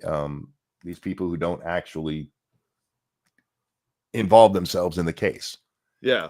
Well, see, that's why I don't think you could make the show today, because he is right. Like, he does find the truth, but he's a man who does it, and you couldn't do that now, because even all the flaws that you've described at the show, like the feminized father figures and things like that, I really don't think you could get away with having a masculine character that stands up for himself, is self-assured, and has a certain amount of grown-up qualities. You can't have that anymore. You're not allowed to. The men all have to be buffoons. I mean, that is kind of changing a little bit, but not as much as I would like. And Matt, I'm not saying I don't like the show, and I do agree with you. Around season 5, House loses me, because I think they just ran out of interesting cases, and the cases are what makes the show so good. Yeah, well, there's only so much you could do with a premise like that. Yeah. And 5 seasons is about the track run of a good series anyway, and you should probably wrap it up by then. They could have easily done that with a lot of different shows, and just find a way to wrap it up with a nice little bow and move on. Leave yourself open to a follow-up movie or some bullshit like that, but enough to get syndication and move on. The final season is unwatchable except for the final episode. It's the characters they bring on as the interns are just insufferable. Yeah. They were entering that era of where they were deciding the show was too toxically masculine. They should have ended it after season 4. I like season 4. This is when they bring in all the new interns, and that's an interesting premise that they get through. Yeah. Season 5, when Amber dies, it still has some good ones, but after that, it's just like they ran out of ideas, so they tried to make it all about the personal. Yeah, it got silly. Obscure Destinations Outdoors. Thank you. After Monkey in the Morning goes off, check out Bear for Breakfast Morning Show. Oh, sorry, Beer for Breakfast Morning Show on Obscure Destinations Outdoors channel at 7:10 a.m. Eastern Time. Pretty please. Thanks, Monk and Jack. Go check it out, ladies and gentlemen. I will be otherwise indisposed. I have things to do today, Jack. Oh, Mr. I'm a grown up. I know. I'm mostly just waiting for Lady Monkey to get up to tell me when my day starts. I'm gonna go pay the gas bill. It's gonna be exciting. Now, do you mean pee or actually pay the gas bill? Actually pay the gas bill. Okay. Yeah, I got 2 of them I gotta pay, and I already paid 1. And today's donations go toward my gas bill. There you go. That's what I'm doing. I'm like a fucking adult now. I don't know. I don't like it. We do see in the 90s, Jack, at the beginning of this, there've always been, dumb dads here or there, but they weren't the norm. I mean, no matter who became the star of the show, if you look at like the sitcoms throughout the 80s, the dads weren't retarded. Yeah, they might have been a bit silly or a bit childish occasionally, but they were not dumb people. No. It wasn't until the 90s that started becoming a thing. Like, look at Home Improvement. Mm-hmm. They really made Tim look like a complete fucking dunce. And that's okay for a show. Yeah, but every show... And that one's a clear comedy, and now it's literally everything. The dad is fucking worthless. Yeah. Thank you, Tyrai. Monk, did you know Jack has comic reviews? I do, and there's a link in the description for his comic review channel. It's true. I do. Thank you, Keldrick. The moral of the day, whether you're talking about kids or television, after 5, you should wrap it up. Yes. Probably a good idea. Yeah. Just to prevent bad seasons from happening. And real quick, just on this House thing, because I want to wrap up the show. I still love House, and there's a lot of other shows where I've seen this kind of thing where there's not a redeemable guy in the group, or if he is, he's special, like he's autistic, and that's what makes him have some kind of worth. Yeah, that's a superpower, and it makes up for him being a socially awkward dipshit. And in some of those shows, I still like them, and in other ones, the show itself is intolerable. It doesn't make House unwatchable, but it is amazing to just see the propaganda. Yeah. Because if you think that was an accident, that I'll just let the mom be the stoic one this time, then you're just not paying attention to how Hollywood runs. Yeah. I really like House. I really like Hugh Laurie. That guy's an incredible actor. And his American accent is shockingly good. Mm-hmm. But I liked him better in Jeeves and Wooster with Stephen Fry. Sure. If you like Hugh Laurie, you're really gonna like that show. He is an amazing buffoon.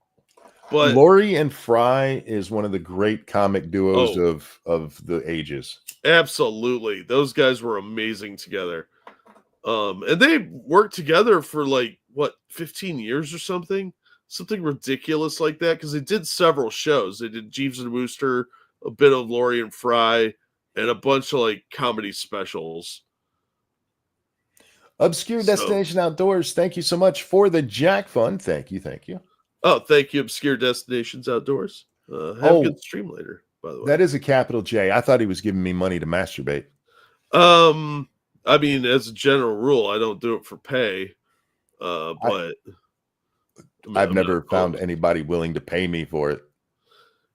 Yeah, I mean, especially because of the eye contact I like to make. At the bus stop. Anyway. Like I'm a bill collector, you owe me money. Yeah. Good times. But yeah, those guys are great. I like Hugh Laurie. I think he's a great actor. And that is the only reason I watched every episode of House. Because like you said, after season 5, it's really, really downhill. Danger says Hugh Laurie was even pretty good in his Friends cameo. He was great in his Friends cameo. And even then, he's the one who's telling it like it is, because Rachel's off to ruin Ross's wedding, and finally he just has enough to listen to this bitch and like, you are horrible. And Rachel in that show really is a horrible person. If you pay attention to her, she probably should be on Always Sunny. Wow. She is a bad person. I'm not surprised. I mean, that's Jennifer Aniston, right? Yeah. Yeah. Well, she seems like a pretty horrible person in real life. Thank you, Tyrai. Watching the Avengers, Emma Peel does fight men. Most of the time, it's catching them off guard with jujitsu. That's true. She's Mrs. Peel. She's pretty badass. I do want to rewatch those episodes of the old TV series, The Avengers, with Steven Peel. And it makes me want to rewatch The Prisoner. I love that show. It makes no fucking sense, but it's a great show. Oh, yeah, Blackadder. Oh, my God. Rowan Atkinson with Hugh Laurie was spectacular to watch. Especially like seasons 2 and 3 of Blackadder. Those are the best ones. Where Stephen Fry is playing the right hand of the Queen. And he is so deadpan. Melchi. Oh, and Nanny, of course. Oh, my God. Just go watch Blackadder. It's fucking great. Dangerous brings up one of Hugh Laurie's lines from when he was on Friends, where he says it's evident that you were in fact on a break. That is another one of the cultural touchstones that has always amazed me, and it shows the power women have in this society of ours, because it was a huge argument at the time between men and women over whether Ross and Rachel were on a break when he slept with that other chick. Oh, I don't know what any of that means, but I'll go with you on it. They have a fight, and she says to him, we need a break. And he says, okay, let's go get some ice cream. And she's like, no, from us. And so he goes to a bar where he's hanging out with Chandler and somebody. And this chick comes up, and she's got a thing for him. So he bangs her. Oh, okay.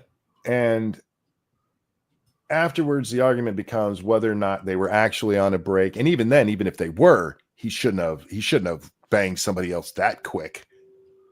What? Well, you're on a break. She probably already had a dude lined up and ready to go anyway. Well, there's an interesting part of that episode that never gets talked about in that discussion, where the next day Rachel is talking with Monica, and she says, I think me and your brother broke up last night. So even she thought they were on a fucking break. And they were broke up. And you know what? If you break up with somebody, they have every right. You have no right to get mad at them for going out and banging anybody literally the second you broke up with them. Yeah, because you broke up with them. But no, he was supposed to be pining for her if he really loved her. No, because guys get over it by banging somebody else.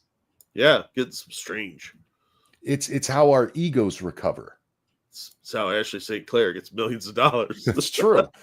Dark Conservatarian, thank you for that feminist $12. Speaking to Tim Allen, have you ever seen Last Man Standing? He plays a strong-headed patriarch in that series. Problem is the show isn't as funny as it thinks it is, especially in the later seasons. I've seen a few episodes of it. A few episodes of it. I didn't hate it, but it just was, what's the word I'm looking for here? Standard. There was nothing exceptional about it other than him getting to be a man. Yeah. I thought the show was okay in the first season, but then they replaced the one female actress with the frumpier chick. And I thought that was weird. Like they switched out actresses like they did on Roseanne for that one season where they got hot Becky instead of frumpy Becky. Oh, yeah. They did the opposite where they frumped her up, and I'm like, who the fuck is this? But it was okay. It was just the episode where he meets the guy from Home Improvement, because he meets himself basically as different characters, because he meets Tim Allen from Home Improvement as opposed to Tim Allen from Last Man Standing. That episode was okay, but otherwise it just really didn't strike me as being anything super. There was a lot of talk about that show because it was unapologetically, there was a male influence on it. Yeah. Which is not allowed anymore. Yeah. But yeah, Dangerous, that's a great way of saying it. Says Last Man Standing was vanilla. That's how I felt about it. There was nothing that made me want to seek it out more, but there was nothing that made me want to turn it off either. It was good filler. Yeah. But it is good. I did like that he was more of a strong male character than he was in Home Improvement. Yeah. And it just goes to the point we've been talking about for this whole time on entertainment, where that actually upset people.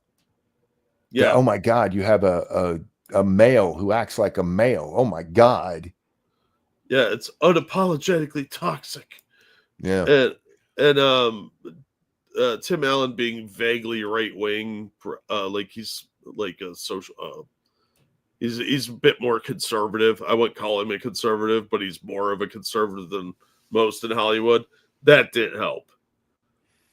Brad asked, did anyone watch the Friends spinoff Joey? Literally nobody watched that. And they made the mistake in Joey of trying to do it like they did with spinoffs in the 70s, where it's just like a totally different show. And they change up stuff that they've already established. They should have left him in the city just going through his life, and instead they're like, no, let's completely redo all this shit. It was destined to fail because of that. Anyway, Jack, we're going to wrap up here. Thank you guys so much for coming out and listening to us talk. And sorry about the days off. Could not be helped. Thank you for the donations. You guys are so very kind. Just paid my tax bill. God damn it.